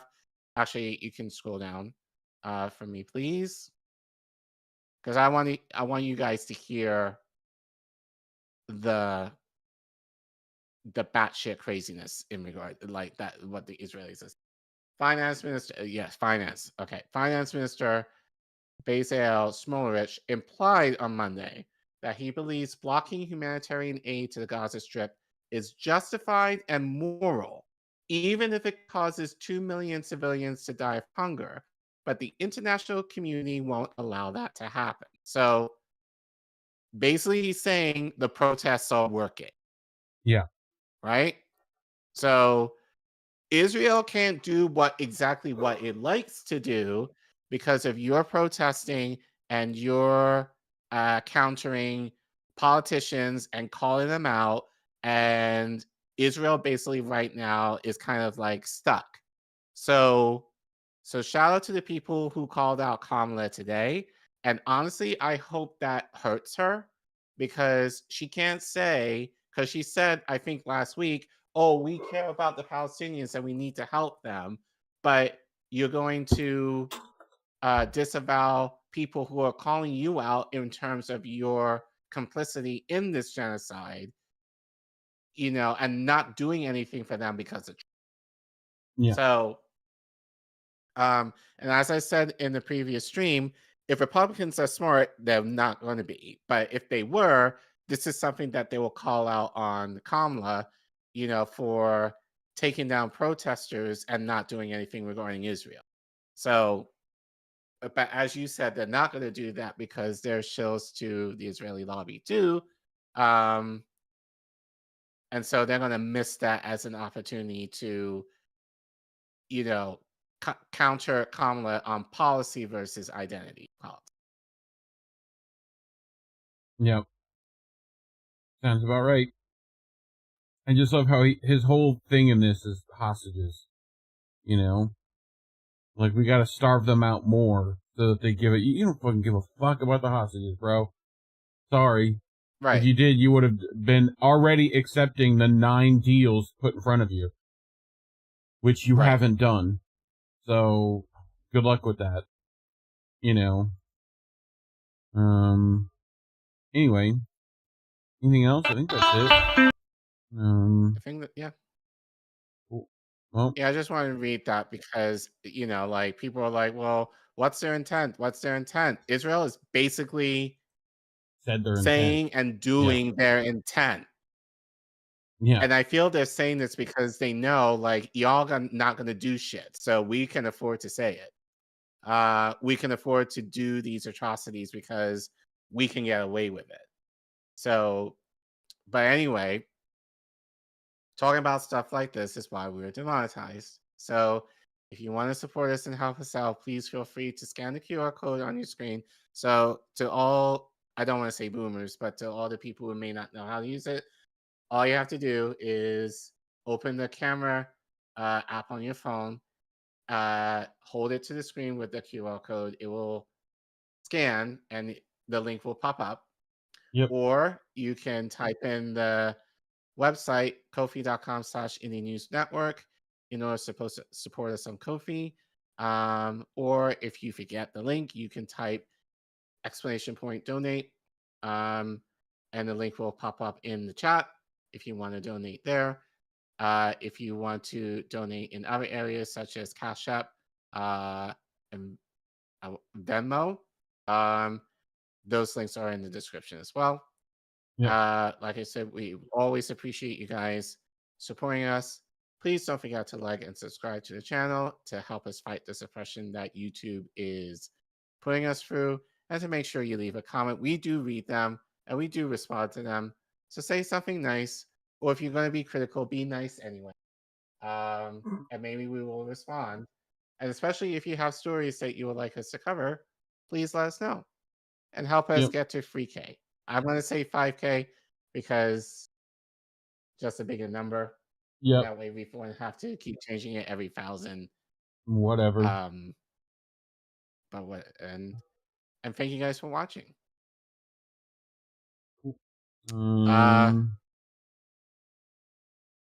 I'll head to Anna says, glad you are feeling better, Collin. Don't quit. We need you and your unique perspective. Anna always holding it down on Rockfin. Thank you. You know, I don't know when we're going to get our Rockfin channel back. That would be nice.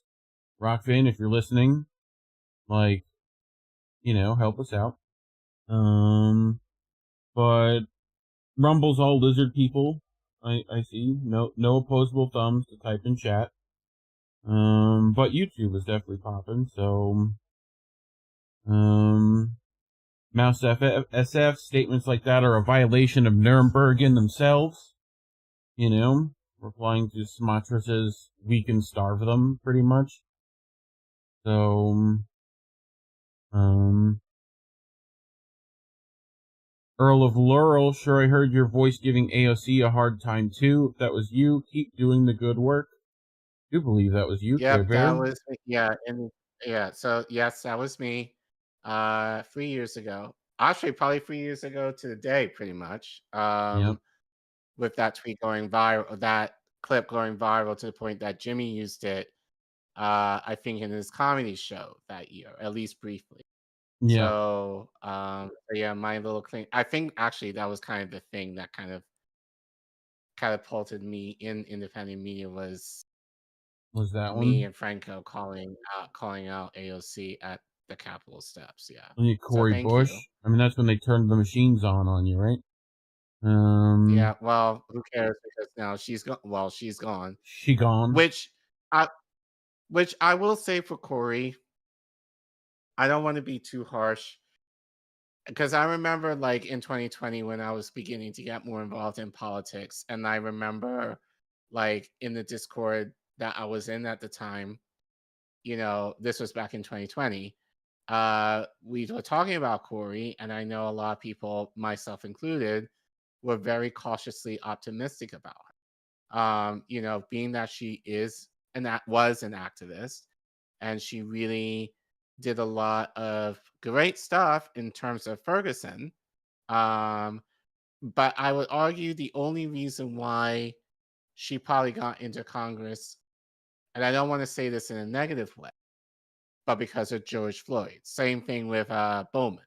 Yeah. So, like, they were able to ride that wave of that was kind of trending in order to make their case as far as, Black issues regarding police brutality, that against their more moderate counterparts at the time, they were able to win. Well, now, as we've seen, that shift in the older term windows shifted back to moderate. So now, they were essentially the weakest links. And I think Ilhan Omar's primaries next week. So we'll see. And she just barely won this last term. So we'll see if she's able to hang in there. I think the rest of the squad members will probably be fine. Tlaib will be fine because she lives in a very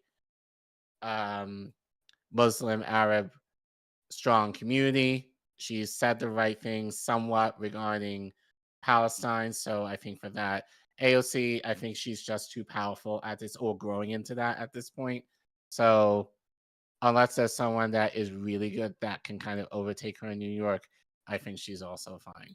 So it's just a matter of getting rid of the two weakest links. Well, three if you count Ilhan Omar, because Ilhan has just been all over the place. So we'll see what happens with her. But yes. So thank you. And yes, that was me. Yep.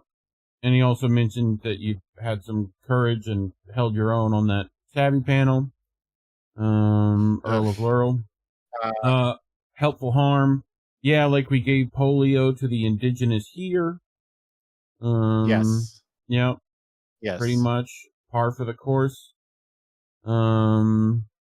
But yeah, I mean, definitely keep an eye on that kind of stuff over there.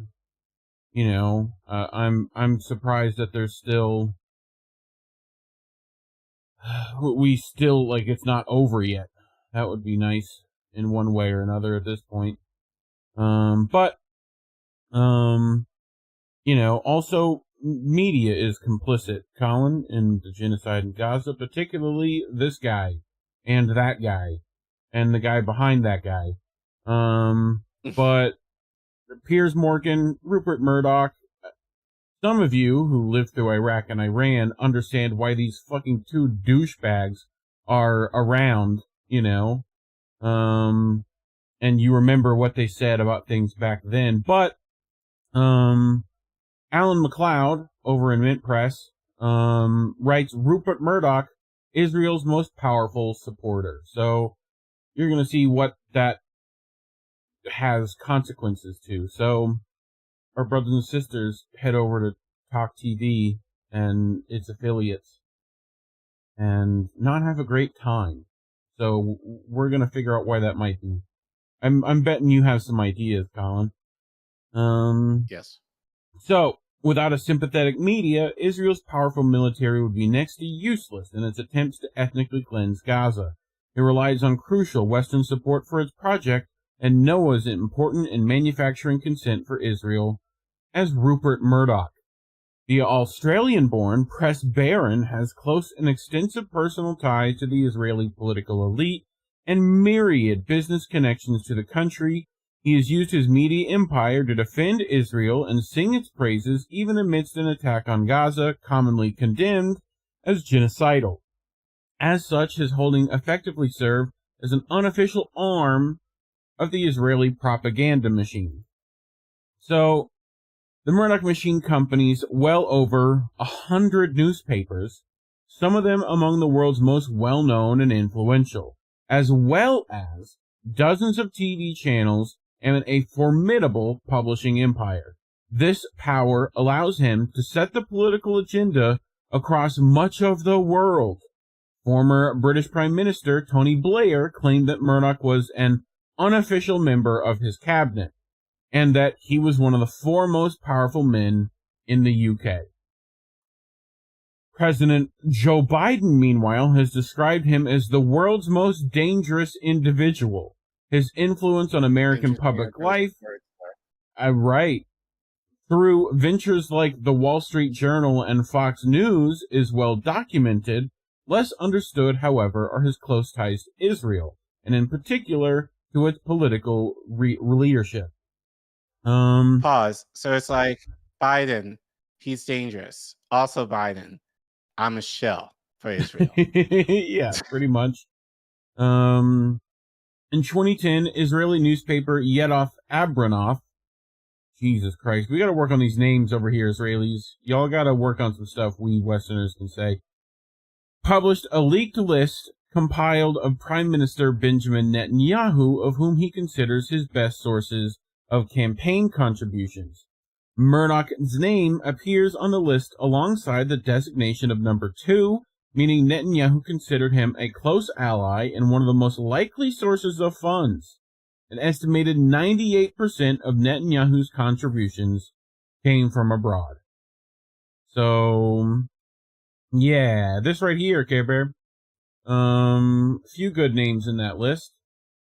Donald Trump, Eli Broad, Carl Icahn, Robert Kraft, Summer Redstone, Rupert Murdoch right there.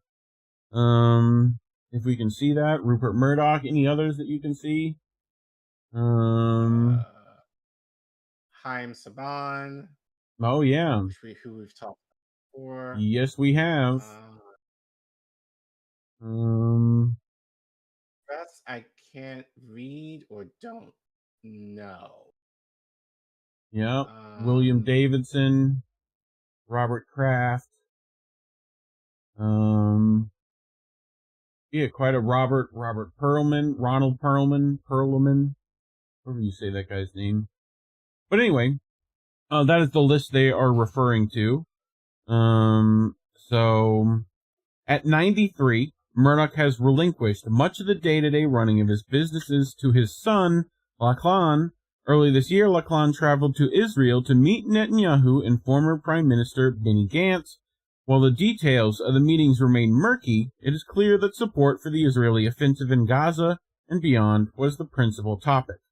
This was not the first time the younger Murdoch had met Netanyahu. In 2016, he flew to Israel for secret meetings with the Prime Minister, where, according to local newspaper Haaretz, has attempted to convince Murdoch to purchase Yedoth Aronoff and to start a Fox News-style TV channel for Israel. Is that Ynet?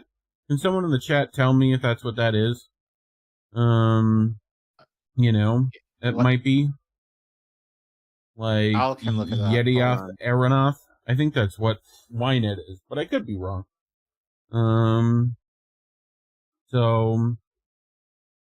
But Netanyahu, however, is far from the only prime minister. Yep, it's Ynet. Okay. Prime minister with a close relationship with Murdoch. Ariel Sharon, for instance, has enjoyed a decades-long friendship with the Australian mogul. Murdoch stayed with him on his farm and was treated to a helicopter tour of Israel, where the supposed vulnerability of Israel from its hostile neighbors was stressed. Literally pointing at brown people from a helicopter is what that sounds like. Right. Oh no, that's where they are. In this walled prison we've made. In addition to his political ties, Murdoch has several economic commitments to Israel. This is the big part, right? So in 2010, he and banking billionaire Lord Jacobs Rothschild, if anyone would like their carrot spread, it is available at the Dollar Tree. But Jacobs Rothschild... Don't tell me you bought that just to make that joke. I've had that just for that joke. What do you mean? Just to have Rothschild's Moroccan carrot spread. With real Moroccans. But anyway, Jacobs Rothschild each purchased equity stakes in Genie Energy and joined the company's board of directors. While he was on the board, Genie was awarded a contract to drill for oil and gas over approximately 400 kilometers, which is more than square meters, of Golan Heights, Syrian territory that Israel has illegally occupied since 1967. Who would have thought this is about the oil fields? Who would have thought, Collin? Yeah. So People are seeing my sounds cutting in and out. I'll try to work on that here in a second. Syrian territory that Israel has illegally occupied since 1967. In effect, Genie was attempting to profit from an occupation deemed illegitimate under international law. So, thoughts so far, Care Bear? I mean, Murdoch is a bad dude. Well, Biden said it. And very powerful. So, and so those of you who don't know, like, what's it say? PIERS, his show, is funded by Murdoch. Right. So it's not, which we'll even get though to. he claims that he left, mainstream media to start his own, he actually, and I would argue some of those programs Murdoch owned anyway. His own show now is still owned by Murdoch. So he's not truly independent. So that's why he's kind of like, do you condemn Hamas basically every episode he's on, with these guests. So, but it just shows how rich and how powerful this guy is, that he's able to have that kind of influence in media. Yeah. It makes a lot of sense. You heard of NDS? No. Let's see what it stands for, because we should know that. NDS.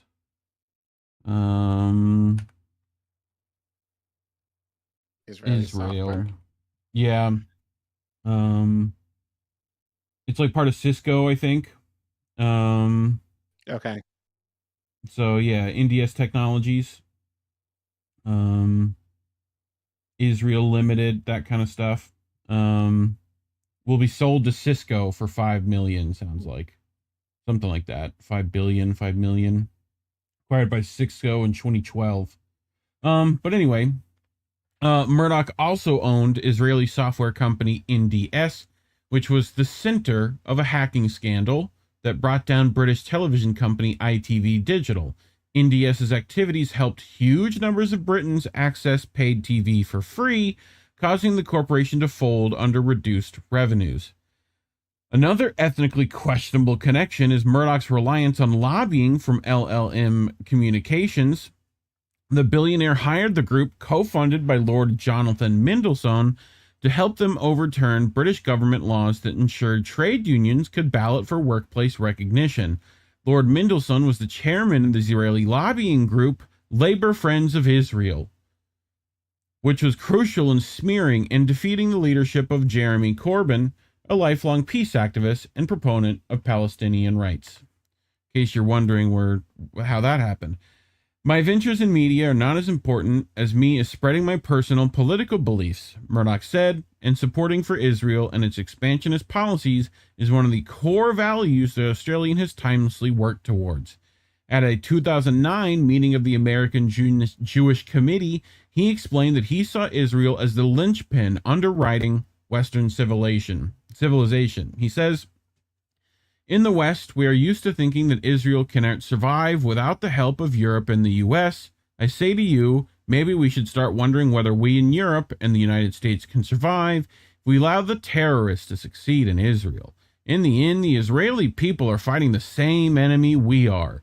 Cold-blooded killers who reject peace, who reject freedom, and who rule by the suicide vest, the car bomb, and the human shield." Which is basically the same speech that Bibi gave last week. Yep. Basically. Yep. So we talk about anti-Semitism. This is straight up full-throated Islamophobia right here.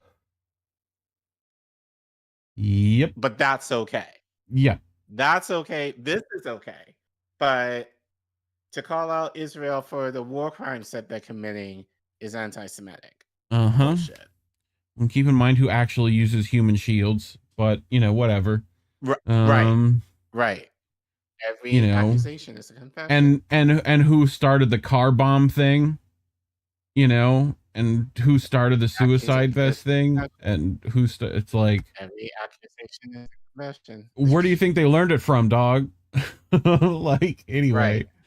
In 2005, he wrote the foreword to the book Israel and the World, Changing Lives Through Innovation, a fawning tome lionizing Israel as an unqualified success that has built a robust democracy and a vibrant economy despite setbacks and threats from its neighbors. It's the only democracy in the Middle East, Collin.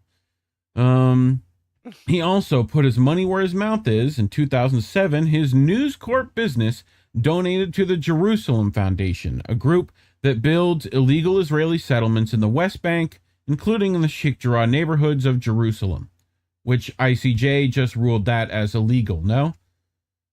Yes. If I'm not mistaken. So, Murdoch has led the fight against the global boycott, divestment, and sanctions movement, claiming that it represents an ongoing war against the Jews.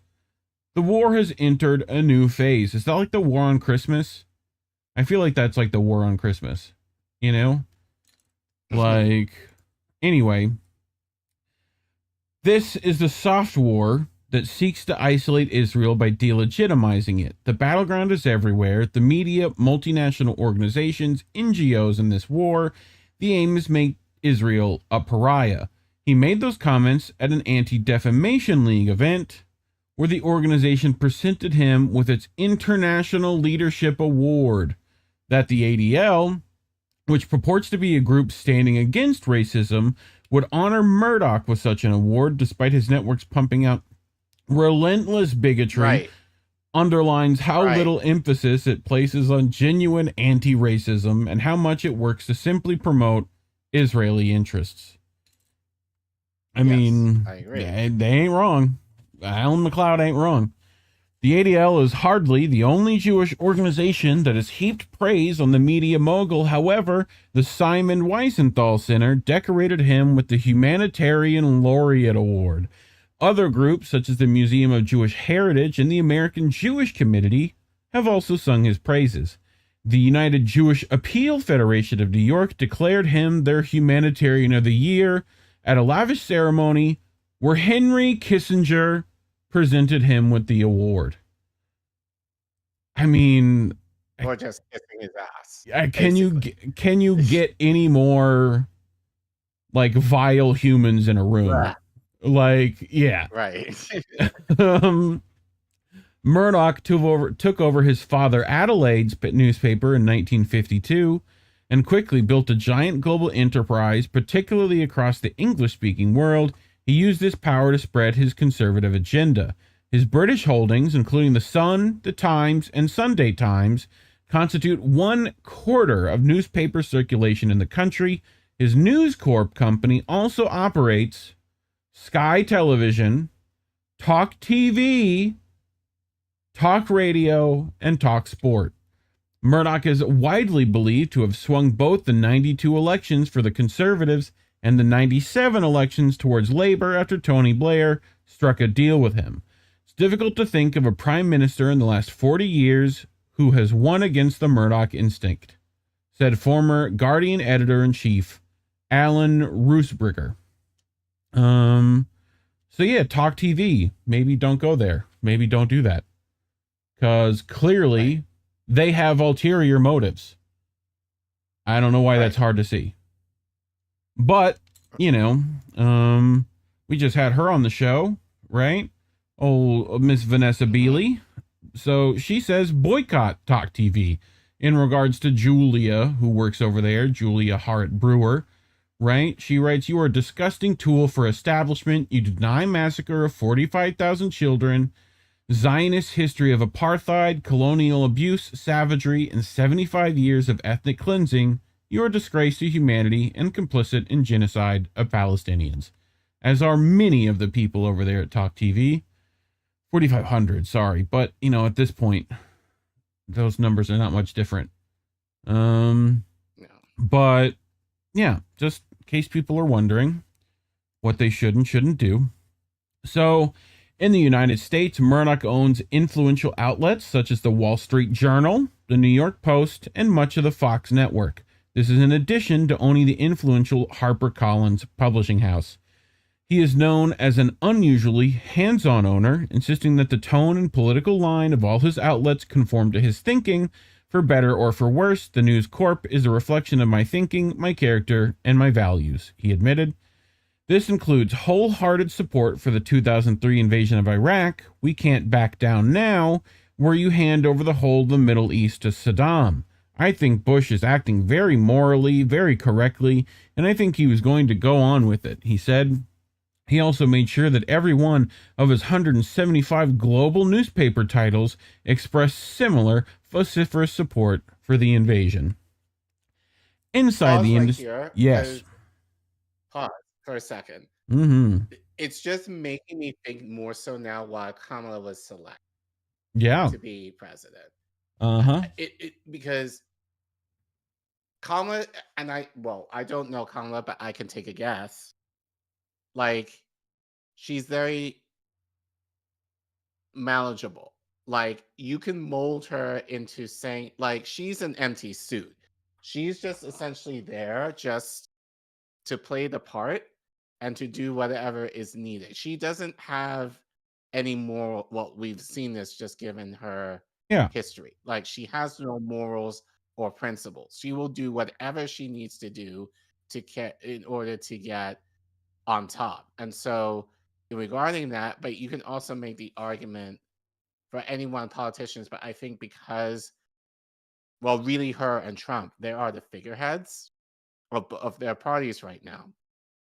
They have to be they have to be the type of people that can be reasoned with, that you can kind of talk to them and say, you need to do this and this is why, and they will kind of go along with it. It's very easy to persuade them to do the things that you want them to do, and they won't necessarily critically think about it because it's only going to lead to them making more money or more fame or whatever it is. But that just kind of tells me more so that they want Kamala there because she's not going to rock the boat at all.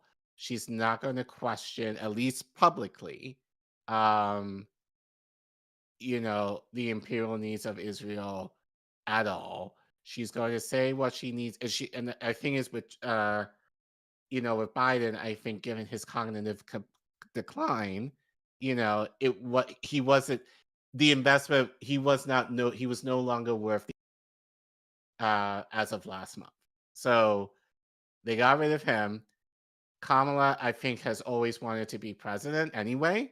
So it was just a matter of, we'll give you this power, but you need to do our bidding. So that's just kind of how I see it with her, especially. But this just makes it very nefarious to me as to, and I'm just speculating here, but I don't think I'm too far off the mark in what I'm saying in terms of, again, going back to, I want to see, again, I don't know Kamala, but I feel like, and I only say this because she has, her two stepchildren are like Gen Z. Like, granted, they live with their father who is a Zionist, but I'm fairly certain that her stepkids are probably more in line with what the pro-Palestinian sentiment, possibly, than they are on her father's way of thinking, more than likely. Yeah. So it's not to say that Kamala doesn't hear or understand the Palestinian issue. It's a matter of whether she's going to be the woman that people are looking for her to be in order for her to fight against it. And we know she won't. But I think with her, that makes it especially dangerous because she knows the impact that this will have on the Palestinians, but she only cares about her prestige and her look in terms of now that she's basically the number one woman in the Democratic Party. That's what she has wanted you've seen this whole time. Time and time again, candidate after candidate proved to you that the president really has no power. They are controlled by the ones with power, and they will do their bidding regardless.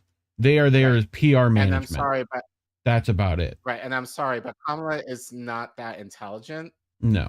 like just given what we've hear, and I'm only saying this given what we hear from her, that she's not able to justify her morals, her principles at all. Again, but she hasn't.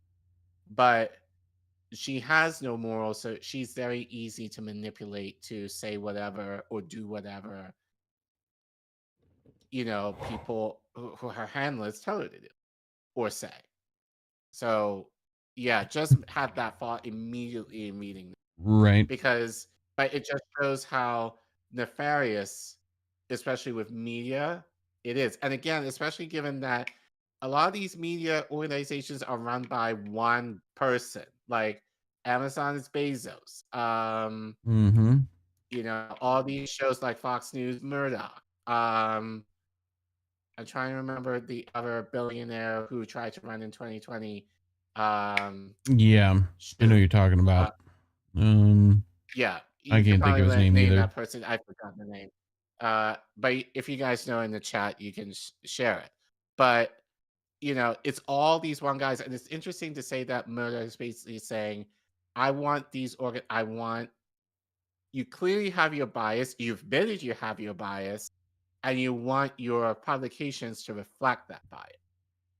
Yeah, that's not journalism.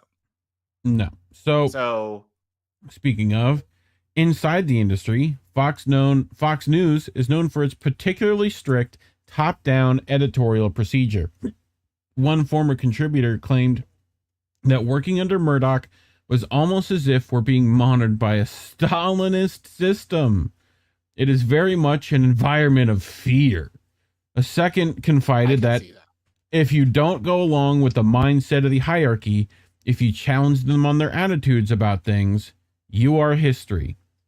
But it is in his local Australia that his power reaches almost Banana Republic-like proportions. Murdoch owns 7 of the country's 12 national or capital daily newspapers. In half of the country's state or territory capitals, there is no local alternative to the Murdoch publication. Former Prime Minister Kevin Rudd labeled his empire a cancer on Australian democracy. So, right. And again, this kind of goes into, we talked about this earlier, how people were just like willing to jump ship. Yeah.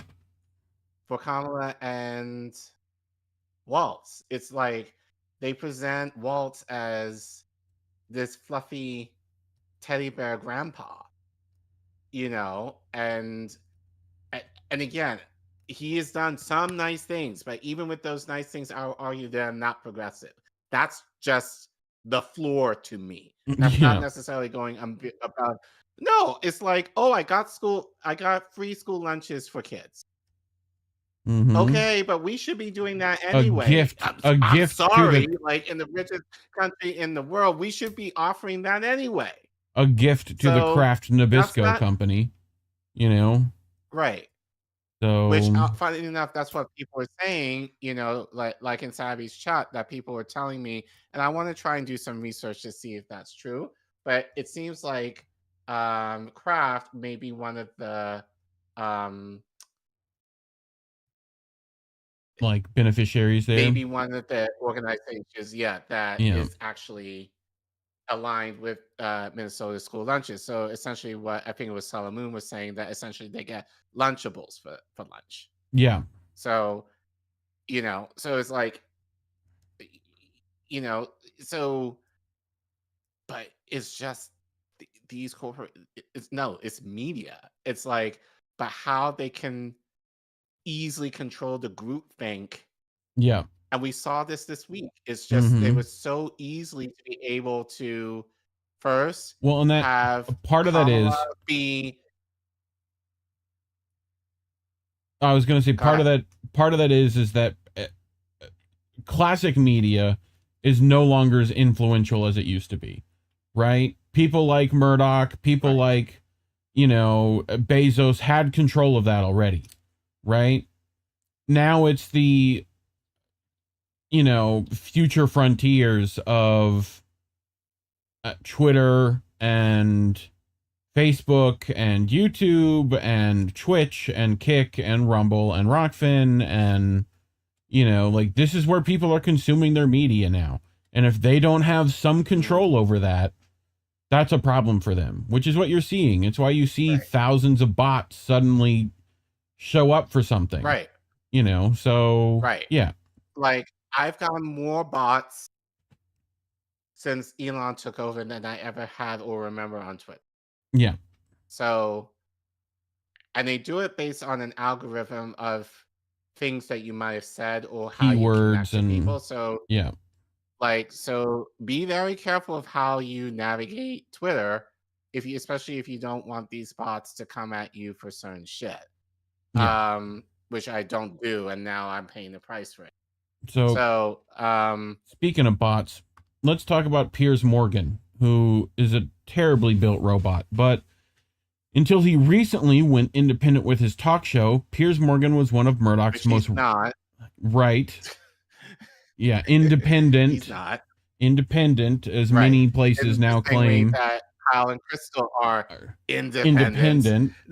Right. So Piers Morgan was one of Murdoch's most recognizable anchors. Hosting a popular talk show that reached millions, Morgan has played a crucial role in informing the public about Israel and Palestine. Although he has claimed he is entirely... Go ahead. I mean, it's more like, what's the word? Like... Indifferent, almost. Propaganda. It's more the word, yeah. Propaganda. Yeah, usually he lets 8 Israeli pundits talk down to 1, you know, but... Pro-Palestinian. Right. You know, it's also very similar to how a couple other Fox News anchors just have suddenly entered the independent space. I'm looking at all 3 of you, too. I pull no punches on all there. You got the Tuck, you got the Candace, you've got, you know, Piers here. You know, y'all were all in bed at that place. Who's the other one? Megan, right? Megan. Kelly. Yeah. Like, all of you are propagandists to the highest order. We still see you as that. At least I do. Some people get fooled, but not I, Sam I am. So, Morgan has a close number of close connections to Israel worth noting. Funny that. Firstly, he has supported the Norwood charity on a number of occasions, helping to raise hundreds of thousands for dollars for the group. Norwood is headed by the aforementioned Israel lobbyist, Lord Mendelsohn. Along his wife, Lady Nicola Mendelsohn. I wonder how any of y'all met. Was it dinners at Murdoch's house? What was, you know? Probably. Most likely. Lady Mendelsohn is also head of global business for social media giant Meta. Yeah. Parent company of Facebook, WhatsApp, and Instagram. In case you think that's somehow different. She has consistently lobbied for Israeli causes and even met former President Shimon Peres. During her time at Meta, the company has begun to employ dozens of former agents of the Israeli spying group Unit 8200, which Vanessa mentioned last week. All in sensitive positions within the company. They're also at Twitter too, by the way. Facebook in particular has grown closer to Israel, even appointing former general director, the Israeli Minister of Justice, Emmy Palmore, to its oversight board, the group that decides what direction the company goes and what content to allow and disallow on the platform. So that's who's running that department. So Norwood's previous president was Sir Trevor Chin. Chin is currently head of United Jewish Israel Appeal, a British-Israeli group. People? Hey, look at that. We got a dono from the Accord Lord for $20. A little heart. Nice of you to leave that. Thank you so much. So, British-Israeli group whose goal is to increase young British Jews' sense of connection to Israel. Wonder what that means. He is also on the executive committee of Britain's largest Israeli group, BigMadCrab, and has funded Labor Friends of Israel. So great friends. Basically, he's trying to... So going back to young British Jews' sense of connection to Israel. So basically, it's like the groups that go to Israel for tours and all that kind of stuff, and just feeling that propaganda, like all that kind of stuff that India's talked about. Right. Yeah, So- and astroturfing affairs, and this is just your youth pastor for Israel, pretty much. Basically. Pretty much. So, on October 22nd, at the height of Israel's attack on Gaza, Morgan met Lady Mendelsohn in New York for dinner. Also present at the meal was Welsh singer Catherine Jenkins, who has raised money for the Jewish National Fund, the largest settler-building body in Palestine. It is unclear what they discussed, but given their careers and interest, it is hard to see how news from the Middle East did not arise. Thus, while Morgan may have invited individuals from all points of the spectrum, he does not appear to move in circles, or he does appear to move in circles filled with top Israeli lobbyists. Any questions? Yeah, look at what it's mentioned. It's like media, social media, like, and people like, oh, Jews don't own everything. That's anti-Semitic. Well, you're seeing it here. I'm not saying it's that, but it's like, it's very obvious that at least in these cases, that many of these people are Jewish, are like in these top Israeli / Jewish organizations that obviously have a lot of power and influence. That you're right, they're not going to be meeting with like No. the regular schmegglers. They're going to be meeting among their own because they want to essentially control an empire, that being the Middle East. So whatever they need to do and pull them, this is Zion, like we've seen this, this is Zionism at its finest here. It's pulling their money, pulling their resources to manipulate government. Well, like back in the day, manipulate government. Now, in this case, manipulate media. To have the sentiment of Israel being like the angels here. But as we have said, it's not necessarily working because there's far more people who are seeing the bullshit that are willing to speak out against that. That goes back to the idea of banning TikTok. Yeah. And I said, Same if lobbying they tried groups, to by ban the way. TikTok, I would imagine that one of these goons would take it over easily. Easily. They would have been forced to put one of those in, is what would have happened. But look, look, journalist brothers and sisters, look, come talk to me real quick.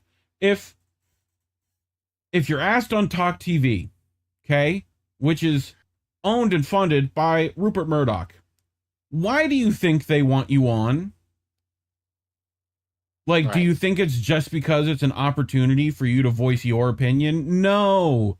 They want to manipulate your opinion and shut it down. I mean, that's what they want. But you know what? Like someone like Cenk and Hassan, especially, they've gone on Piers Morgan's show dozens of times. Yeah. They talked about the pro-Israel, they've talked about the pro-Palestinian cause multiple times. And what are they doing now?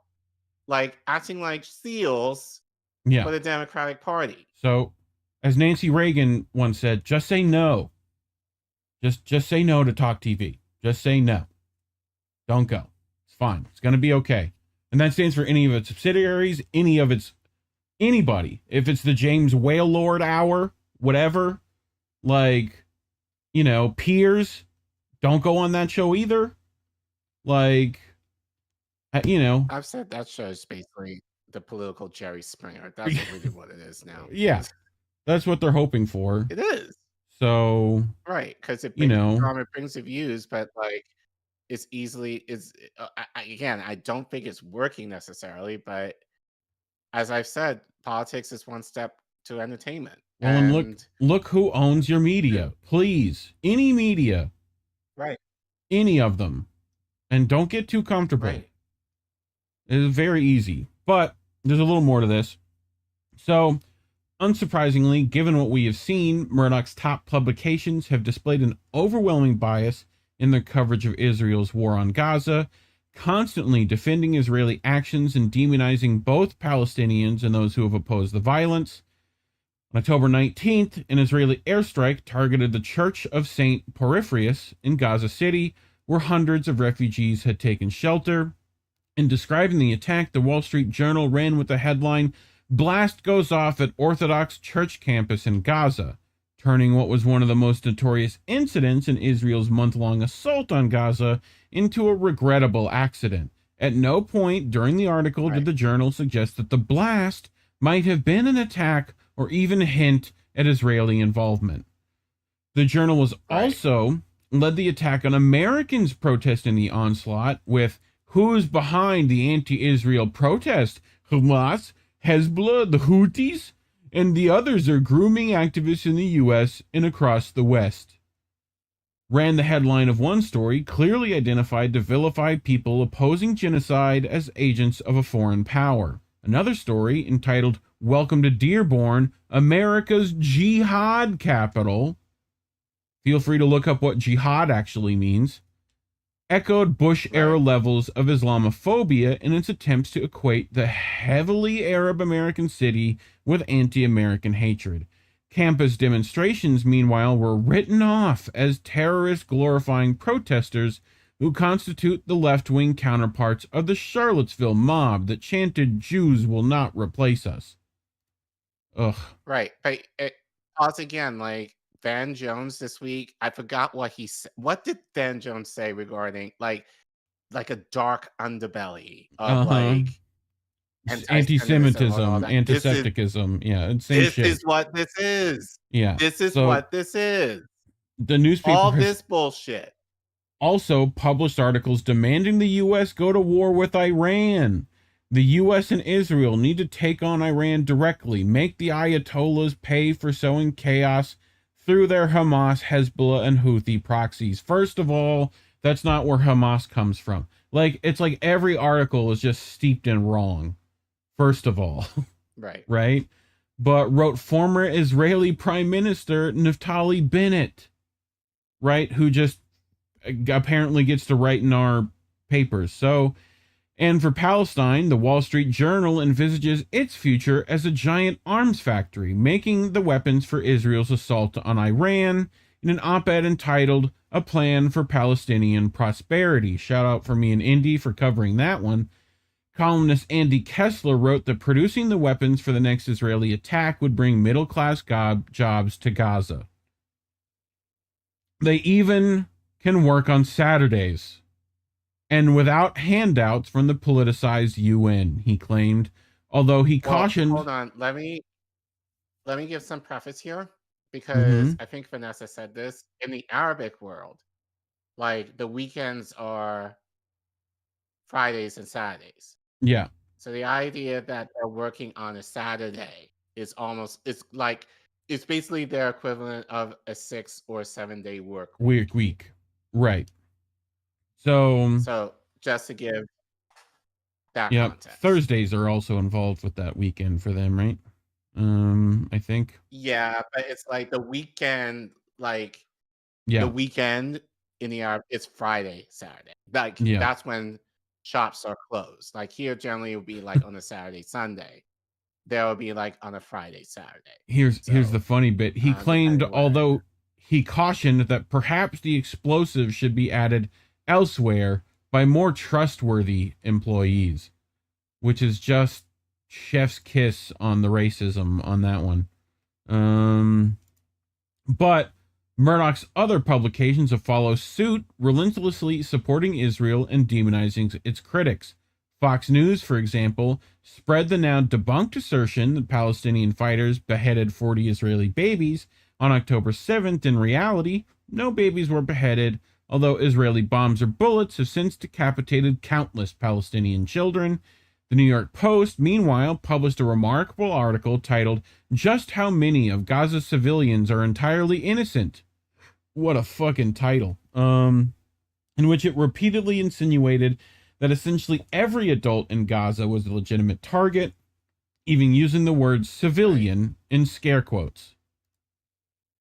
On Israel, Palestine, journalists and corporate media are under enormous pressure to toe an ownership-imposed line. The New York Times, for example, has told its reporters not to employ words such as genocide, slaughter, and ethnic cleansing when discussing Israel's actions. It is even forbidden the use of terms like refugee camp, occupied territory, or even Palestine. making virtually impossible to report accurately on the situation.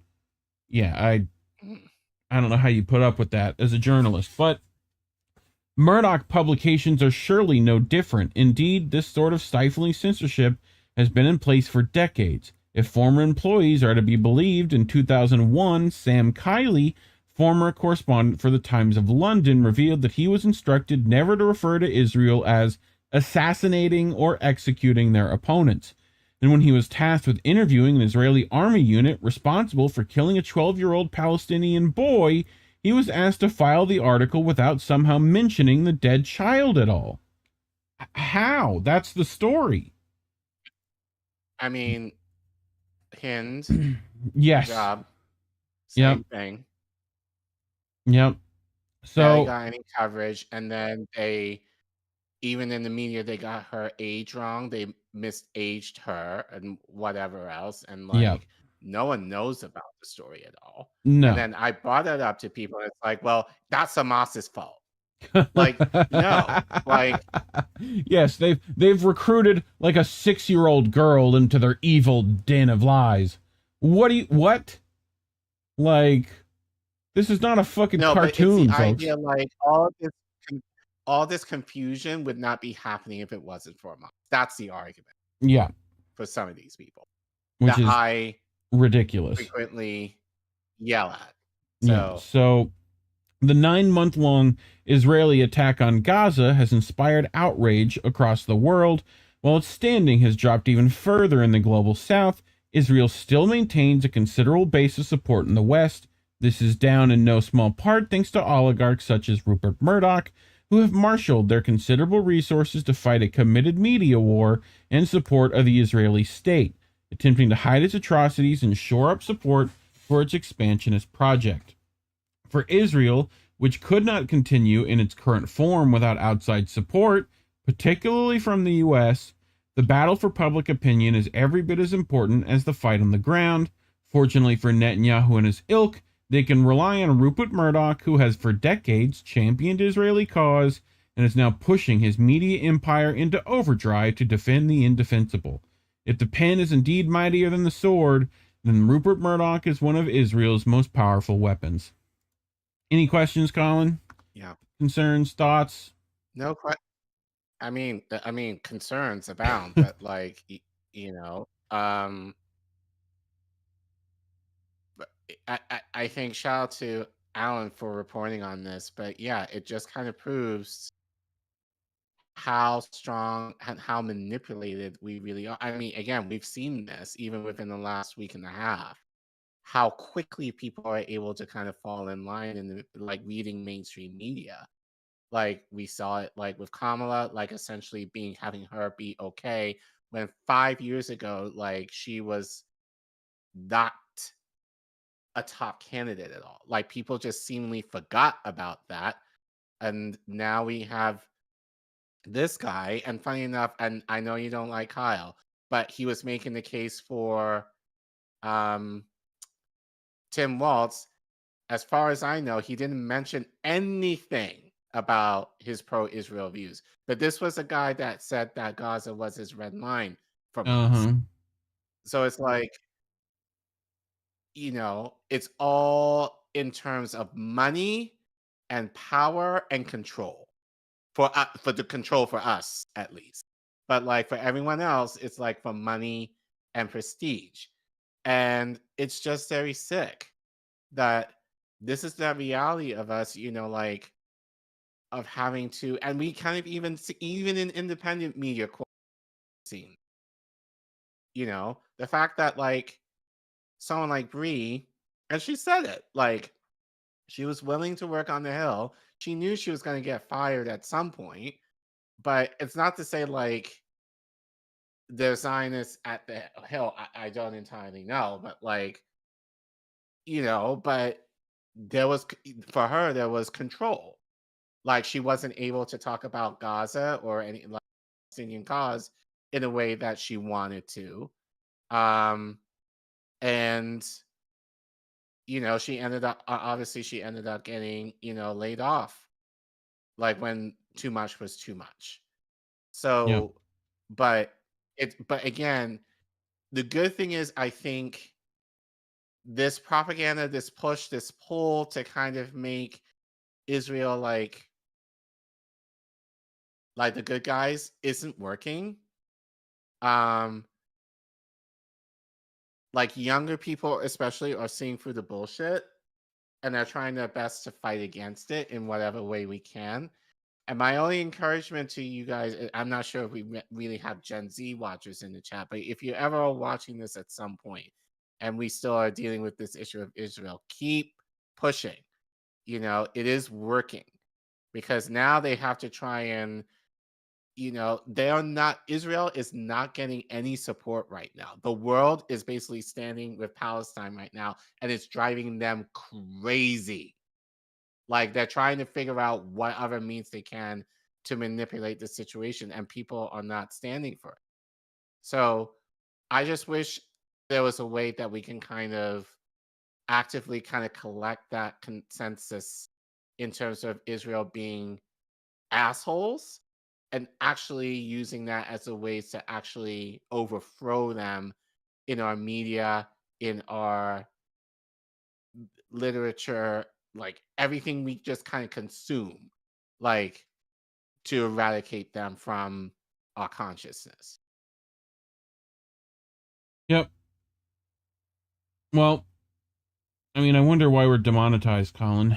It might not have anything to do with things we just said.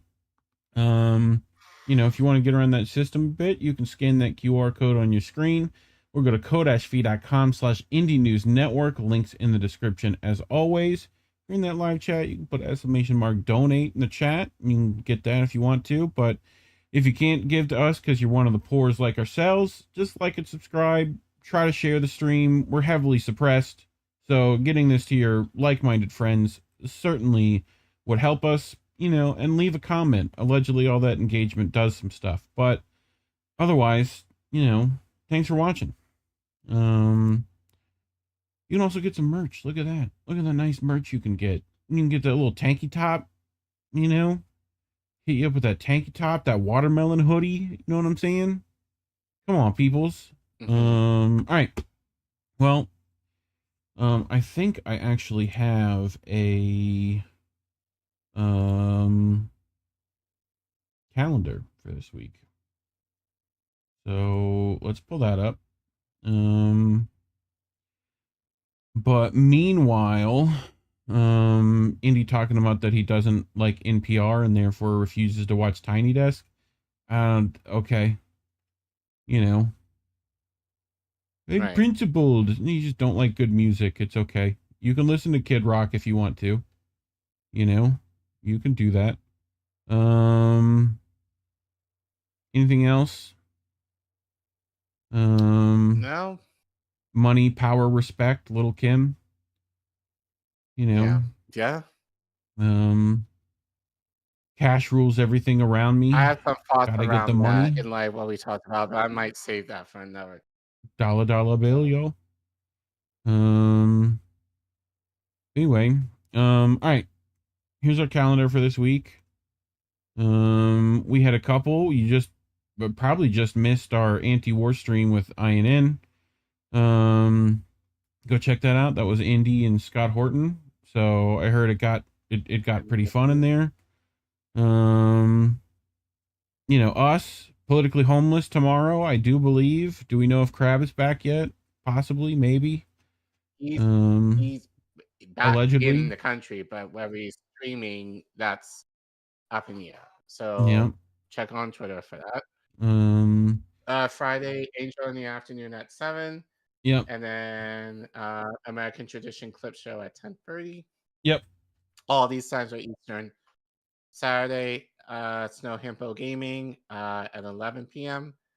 Sunday, Pro Wrestling Talk at 7. How Do We Miss That with Indian Reef at 10. Monday, new show, The Maple Files with Yeti and Himbo at 8. And Tuesday next week, we'll have American Tradition with Jesse. And then we'll be back here next week. And we only did 9:30 this week because of Indy needed some panel. space. But we should be back next week at our normal time at 9. Yep. Well, I think that's it. Anything else? Yep. Boats. After, how do we miss that? Same old stuff every week. Y'all should know by now. But anyway, well, as always, kids, labels are bad. Stay independent. Good night, fam. Have a good week, everyone, and thank you. We want to talk right down to earth in a language that everybody here can easily understand. Bye, have a great time.